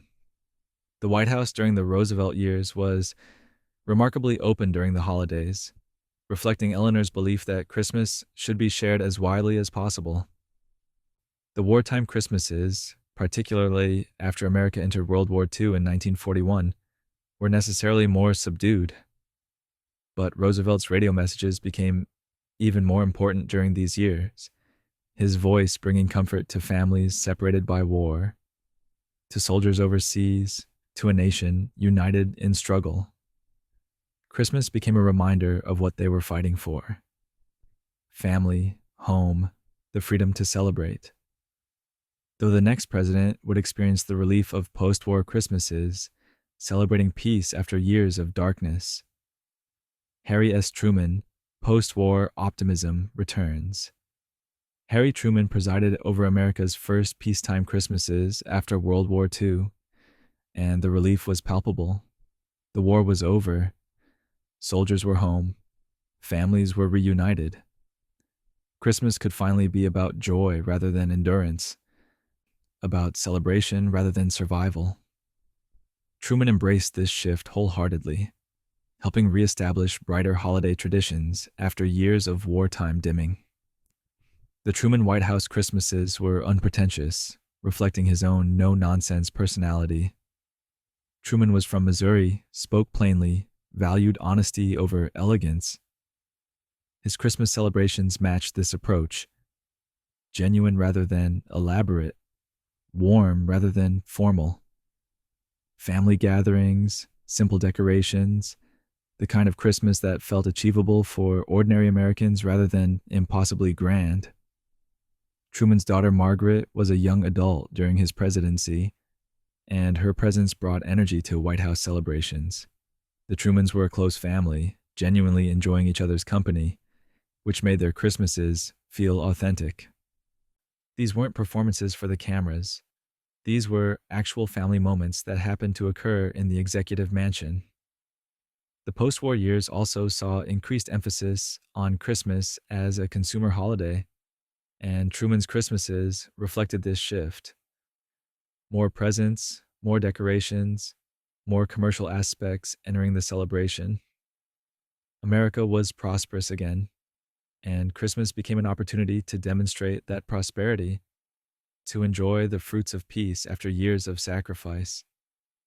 Truman also dealt with the beginning of the Cold War during his later Christmases, adding new tensions to holiday messaging. But the overall tone remained optimistic, forward-looking, believing that America's best days were ahead, though the next president would bring his own artistic touch to the holidays, literally painting Christmas cards while navigating the 1950s. Dwight D. Eisenhower, the painting president. Dwight Eisenhower had an unexpected hobby: painting. The supreme commander of Allied forces in Europe, the man who'd planned D-Day, spent his leisure time creating art. And at Christmas, he painted cards. Actual watercolor Christmas cards that he'd send to friends and family, each one a small original artwork from the president's own hand. Picture Eisenhower in the White House, taking a break from Cold War tensions and nuclear brinkmanship to sit with watercolors and carefully paint winter scenes or holiday greetings. It's incongruous and somehow perfect. A reminder that even presidents need creative outlets, need ways to decompress that don't involve politics or warfare. His Christmases were large family affairs, reflecting the booming 1950s when America was prosperous and families were expanding. The Eisenhowers had grandchildren visiting, multiple generations gathering, the White House filled with the organized chaos of a big family Christmas. Mamie Eisenhower, his wife, was an exceptional hostess who made sure these gatherings ran smoothly while still feeling relaxed and genuine. The 1950s were peak American Christmas: suburban growth, consumer abundance, television beginning to shape how families experienced the holidays. The Eisenhower White House reflected these trends while maintaining personal touches like Ike's painted cards. It was Christmas as American ideal, the wholesome family celebration that would become nostalgic shorthand for simpler times. Eisenhower's military background meant he valued tradition and ritual, and Christmas provided both.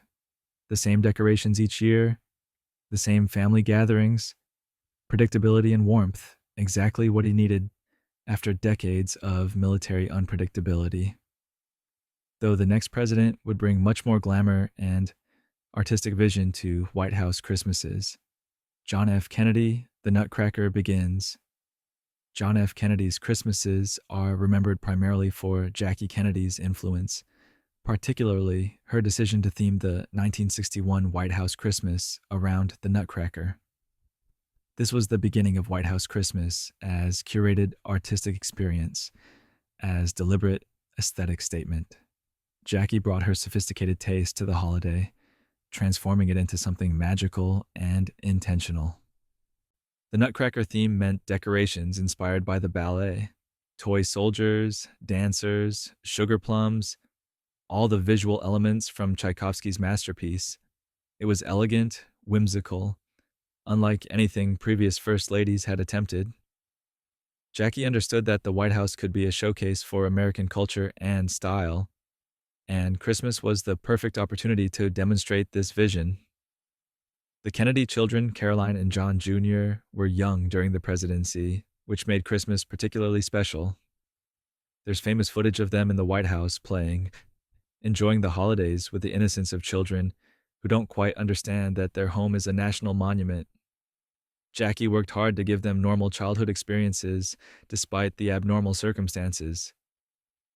But Kennedy's presidency was also marked by Cold War tensions, the Cuban Missile Crisis, occurring in October 1962, just weeks before Christmas. The contrast between public Christmas cheer and private awareness of how close they'd come to nuclear war must have been surreal. Christmas as relief, as gratitude for another year of survival. Kennedy would only experience 3 Christmases as president before his assassination in November 1963. The next White House Christmas would be Jackie's first without him, the nation's first holiday season while grieving their slain president. Though Lyndon Johnson would try to maintain traditions while navigating both national grief and an escalating war. Lyndon B. Johnson, Emotional Christmases during Vietnam.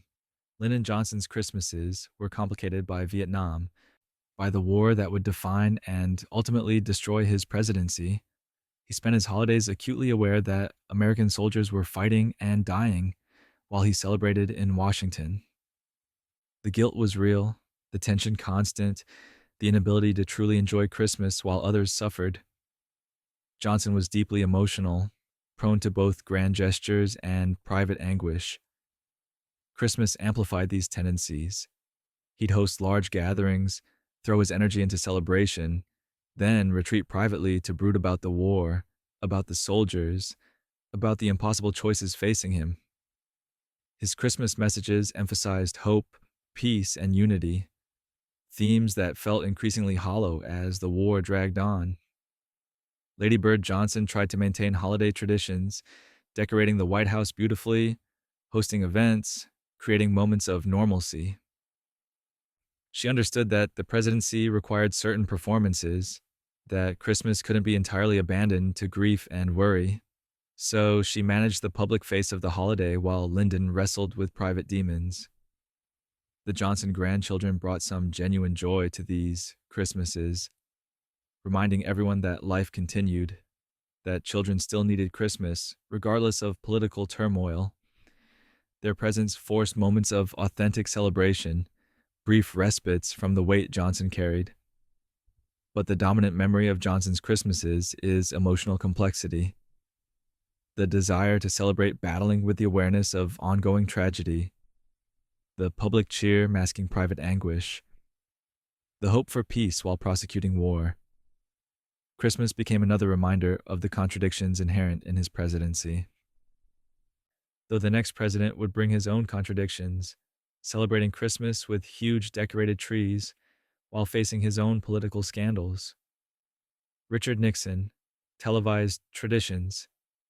Richard Nixon's presidency saw the beginning of widely televised Christmas tree lighting ceremonies, bringing presidential holiday celebrations into American living rooms more directly than ever before. The 1970s were peak television dominance, and Nixon understood that controlling the visual narrative mattered. Christmas provided positive imagery during an otherwise troubled presidency. The Nixon White House Christmases featured enormous decorated trees, elaborate ceremonies, all carefully staged for maximum visual impact. Pat Nixon was meticulous about decorations, spending considerable time ensuring everything looked perfect for the cameras. It was Christmas as public relations opportunity, as chance to project warmth and normalcy while Watergate investigations swirled. But Nixon's personal relationship with Christmas was reportedly more complicated. He was not naturally warm or comfortable with emotional display, and the enforced joyfulness of the season probably felt artificial. Still, he understood the political necessity of appearing engaged and festive, So he participated in the ceremonies, smiled for the cameras, played the role expected of him. His daughters and their families would visit for the holidays, providing some genuine family moments amid the political theater. Nixon, despite his awkwardness, was devoted to his daughters and seemed to relax somewhat in their presence. Christmas became one of the few times his guard would lower slightly. The televised tree lightings would become standard practice for future presidents, another tradition established almost accidentally by Nixon's attention to visual media. Though his presidency would end in resignation before he could complete his second term, the Christmas television tradition survived. The next president would seek much quieter celebrations, retreating to Camp David to escape Washington's intensity. Gerald Ford, Camp David Peace. Gerald Ford, who became president after Nixon's resignation, without ever being elected to national office, brought a refreshing normalcy to White House Christmases. After the drama and tension of Nixon's final years, Ford's approach was deliberately low-key, focusing on family rather than spectacle. Many of his Christmases were spent at Camp David, the presidential retreat in the Maryland mountains where privacy and peace were actually achievable. Camp David Christmases meant escaping Washington's intensity, spending the holiday in a more relaxed setting where Ford and his family could simply be together without the constant presence of press and protocol.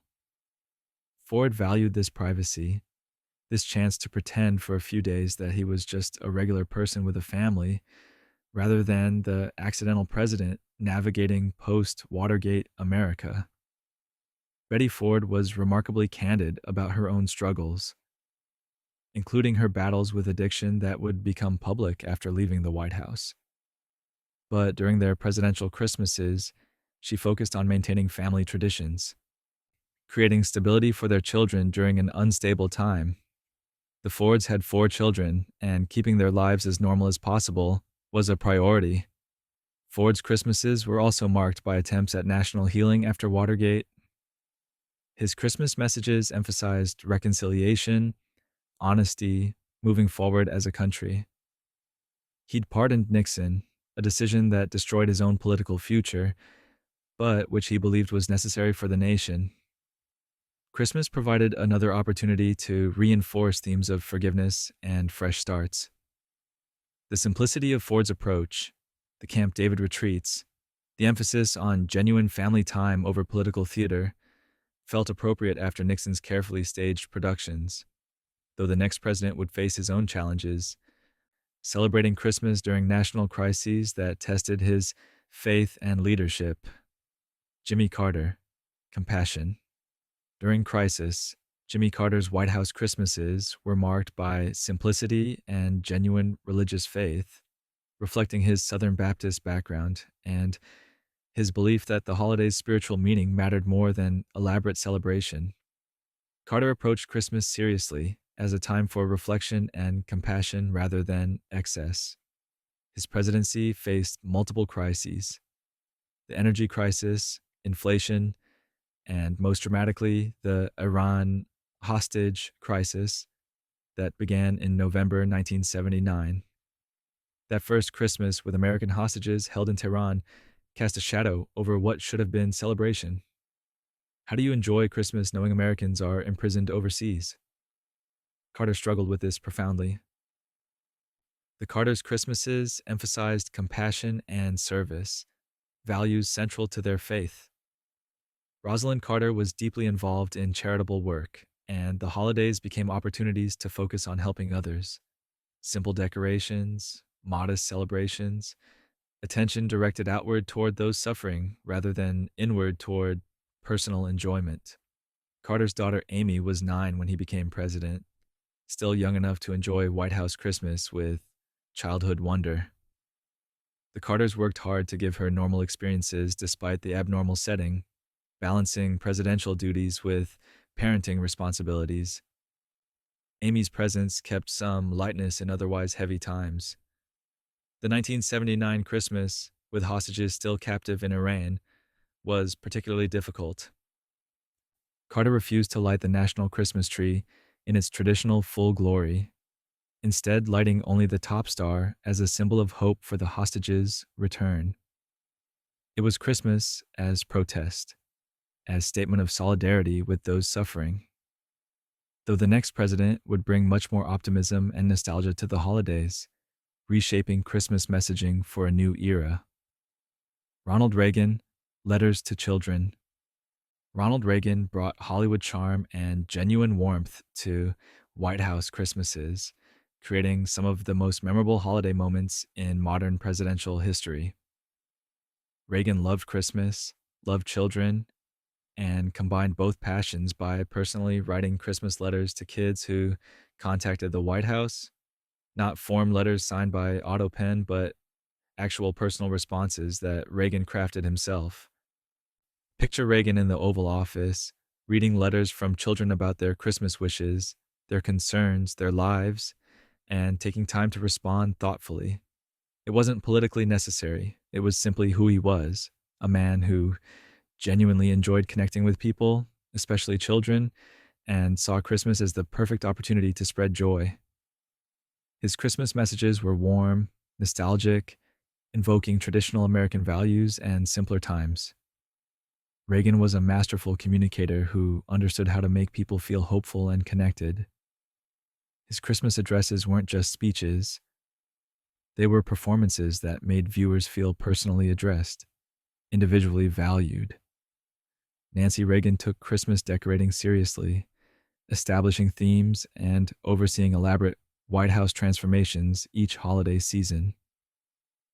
The Reagan Christmases were elegant, carefully curated, reflecting their Hollywood backgrounds and appreciation for visual presentation. Everything looked perfect, felt magical, created the kind of Christmas many Americans aspired to experience. But underneath the polish, the Reagans genuinely enjoyed the season. They'd host friends, family, celebrating with real warmth, rather than just performing for cameras. Reagan's letters to children, his nostalgic messages, his obvious delight in the holiday, all felt authentic despite occurring in the most public setting imaginable. Though the next president would continue many of these traditions while adding his own family touches. George H.W. Bush, Millie's Christmas fame. George H.W. Bush's Christmases featured an unexpected star, Millie the first dog, who became something of a Christmas celebrity. Barbara Bush wrote a book from Millie's perspective, and the Springer Spaniel became one of the most famous presidential pets, often featured in Christmas photos and holiday publicity. The Bush family Christmases were large, multi-generational affairs, reflecting their extensive family network. Children, grandchildren, relatives gathering at the White House or at their home in Kennebunkport, Maine. The Bushes valued family above almost everything else, and Christmas was the ultimate family holiday, an excuse to bring everyone together, regardless of schedules or commitments. Barbara Bush brought unpretentious warmth to White House holiday events, hosting parties that felt welcoming rather than intimidating. She wasn't trying to impress anyone with elaborate themes or expensive decorations. She wanted people to enjoy themselves, to feel the genuine holiday spirit rather than just witness a performance. The Bush Christmases also emphasized charity, continuing traditions of reaching out to those in need during the holidays. Events for children, visits to hospitals, conscious efforts to use the presidency's platform to spread joy beyond the White House gates. It was Christmas as service opportunity, as reminder that those with resources should share them. Bush's one-term presidency meant only 4 Christmases in the White House, but they established him as someone who genuinely valued family and tradition over political theater. His Christmas approach was refreshingly normal, just scaled up because it happened to occur in the executive mansion. Though the next president would bring much younger energy to the holidays, with late-night Christmas Eve walks becoming a family tradition. Bill Clinton, musical evenings, and midnight strolls. Bill Clinton's White House Christmases featured musical performances, reflecting his love of music and the cultural events that Hillary Clinton organized. The Clintons hosted holiday concerts, invited performers, made music central to their seasonal celebrations. Clinton himself played saxophone, and while I can't verify specific Christmas performances, music was clearly important to their holiday approach. The Clintons established a tradition of late night Christmas Eve strolls with Chelsea, their daughter, walking through Washington to see decorations and feel the quiet peace of the city on Christmas Eve. It was one of the few times they could be relatively normal, just a family walking together, experiencing the holiday like millions of other American families. Hillary Clinton took Christmas decorating seriously, establishing elaborate themes each year and overseeing transformations that turned the White House into seasonal showcases. The Clinton Christmases were visually stunning, carefully designed, reflecting Hillary's attention to detail and desire for everything to be perfect. But the Clinton presidency was also marked by scandal and political turmoil, culminating in impeachment proceedings in late 1998, just before Christmas. The contrast between public Christmas cheer and private political warfare must have been surreal. Another example of how presidential Christmases can never fully escape the presidency's demands. Chelsea Clinton grew from a child to a young adult during the White House years, and watching her experience Christmas in that unique setting provided some of the most human moments of the Clinton presidency. The late night walks, the musical evenings, the attempts at normalcy within abnormal circumstances all showed a family trying to maintain traditions despite intense public scrutiny, though the next president would emphasize even more traditional decorations and family values in his Christmas approach. George W. Bush, traditional themes return. George W. Bush's White House Christmases emphasized traditional decorations and conventional themes, reflecting his conservative values and desire to honor established Christmas imagery. Laura Bush, who'd been a librarian before becoming First Lady, brought thoughtful planning to holiday decorations, often choosing literary or artistic themes that educated while they decorated. The Bush Christmases featured strong family emphasis, with extended family gathering regularly. Bush was close with his parents, his siblings, and Christmas provided opportunities for the entire Bush clan to reunite. Multiple generations, lots of noise, the kind of big family Christmas that requires serious logistical planning, but creates lasting memories. After September 11th, 2001, the Bush Christmases took on additional weight.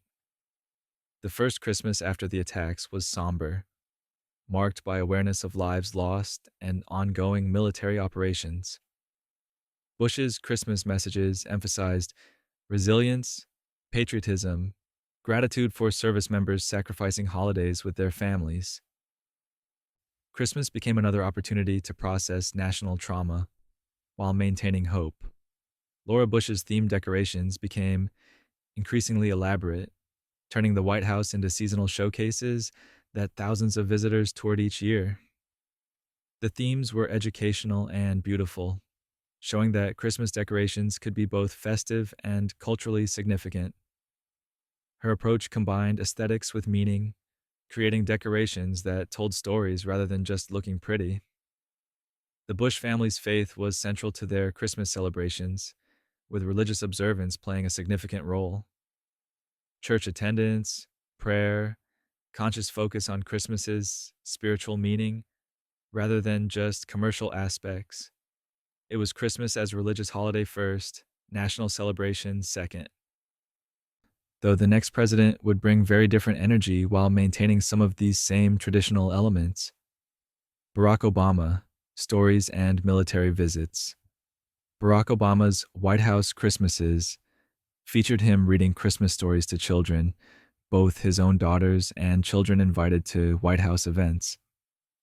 Obama was a natural storyteller, and using that skill during the holidays created memorable moments that showed his warmth and connection with young people. The Obama Christmases also emphasized visits to military families, acknowledging the sacrifices of service members who spent holidays deployed overseas. Obama and Michelle would host events for military families, visit bases, make conscious efforts to honor those serving during the season when family separation felt most acute. Christmas became an opportunity to demonstrate gratitude for military service. Michelle Obama brought her own style to White House Christmas decorations, often choosing themes that reflected American values or celebrated diverse cultural contributions. Her approach was inclusive, thoughtful, designed to make as many people as possible feel represented in White House celebrations. The decorations were stunning but also meaningful, telling stories about American identity. Malia and Sasha Obama grew from children to young adults during their father's presidency, experiencing the unique strangeness of adolescence in the White House. The Obamas worked hard to give their daughters privacy and normalcy, and Christmas was one arena where they fiercely protected family time, private celebrations, genuine moments together, resistance to letting everything become public spectacle. Obama's Christmas messages emphasized unity, compassion, shared American values. He understood that Christmas was one of the few times when partisan divisions might briefly soften, when appeals to common humanity might actually resonate. His storytelling skills served him well in these addresses, making abstract concepts feel personal and achievable. Though the next president would take a very different approach to holiday messaging and celebration. Donald Trump publicized decor and ceremonial scale. Donald Trump's White House Christmases were marked by highly publicized decorations and large ceremonial tree lighting events, reflecting his preference for spectacle and his attention to visual presentation. The Trump Christmases were big, elaborate, designed to impress through scale and opulence. It was Christmas's statement as demonstration of success and traditional American imagery. Melania Trump's Christmas decorations became somewhat controversial, with some years featuring stark white trees or unconventional designs that departed from expected holiday aesthetics. Her choices were bold, occasionally divisive, but never boring. The decorations generated enormous media attention, which was probably at least partly the point. The Trump family Christmases included extended family, with children and grandchildren gathering at the White House or at Mar-a-Lago, the Trump property in Florida, where they often spent the holidays. Trump's preference for his own properties meant presidential Christmases sometimes occurred outside Washington, continuing a tradition of presidents seeking privacy and comfort in familiar settings. Trump's Christmas messaging emphasized traditional greetings, often making a point of saying Merry Christmas rather than more inclusive seasonal greetings, framing this as reclaiming traditional American values. Whether you found this refreshing or divisive probably depended on your political perspective, but it was deliberate positioning that reflected his broader political strategy. The tree lighting ceremonies during Trump's presidency were large-scale events with significant media coverage, continuing the tradition of televised Christmas celebrations while amplifying them to match Trump's larger-than-life approach to everything. Christmas became another arena for his particular style of performance. Though the next president would return to more conventional approaches while emphasizing family traditions passed down through generations. Joe Biden, family-centered traditions. Joe Biden's White House Christmases emphasize family, reflecting his close relationships with children and grandchildren and his deep Catholic faith. Biden has experienced profound family tragedies, losing his first wife and daughter in a car accident, and later losing his son, Beau, to cancer. These losses shape how he approaches holidays, making family time precious and intentional. Jill Biden has established her own Christmas decorating traditions, choosing themes that reflect hope, unity, and American resilience. Her background as an educator influences her approach, making decorations both beautiful and meaningful. The Biden White House Christmases aim for warmth and inclusivity rather than stark political statements. Biden's grandchildren are frequently present at White House events, and his obvious delight in spending time with them shows a different side of the political figure. Christmas becomes an opportunity to be pop rather than Mr. President, to focus on family relationships that preceded and will outlast his time in office. His Christmas messages draw on Catholic tradition and personal experience with grief, offering comfort to those struggling during what's supposed to be a joyful season. Biden understands that Christmas isn't universally happy, that many people face holidays while grieving or struggling, and he acknowledges this reality while still offering hope. The Biden Christmases represent a return to conventional presidential holiday approaches after Trump's more unconventional style. Traditional decorations, emphasis on family and faith, inclusive messaging that acknowledges diverse American experiences. It's Christmas as unifying force, as reminder of shared values, as brief respite from political division. And so we've traveled through every presidential Christmas, from Adams hanging laundry to Biden gathering grandchildren, seeing how each leader shaped and was shaped by this most American of holidays. And that brings us to the present: 45 presidents, countless Christmases, spanning over 2 centuries of American history. We've seen laundry hanging in the East Room, children sneaking forbidden trees, electric lights creating magic for the first time, wartime grief, Depression-era charity, and everything in between. Christmas at the White House has been grand and humble, joyful and tragic, public spectacle and private refuge.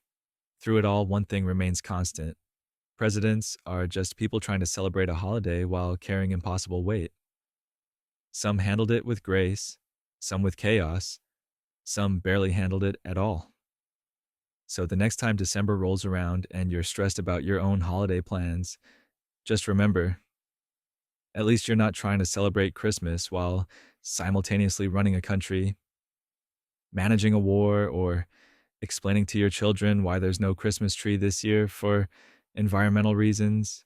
Sleep well, and Merry Christmas to all the presidents who tried their best.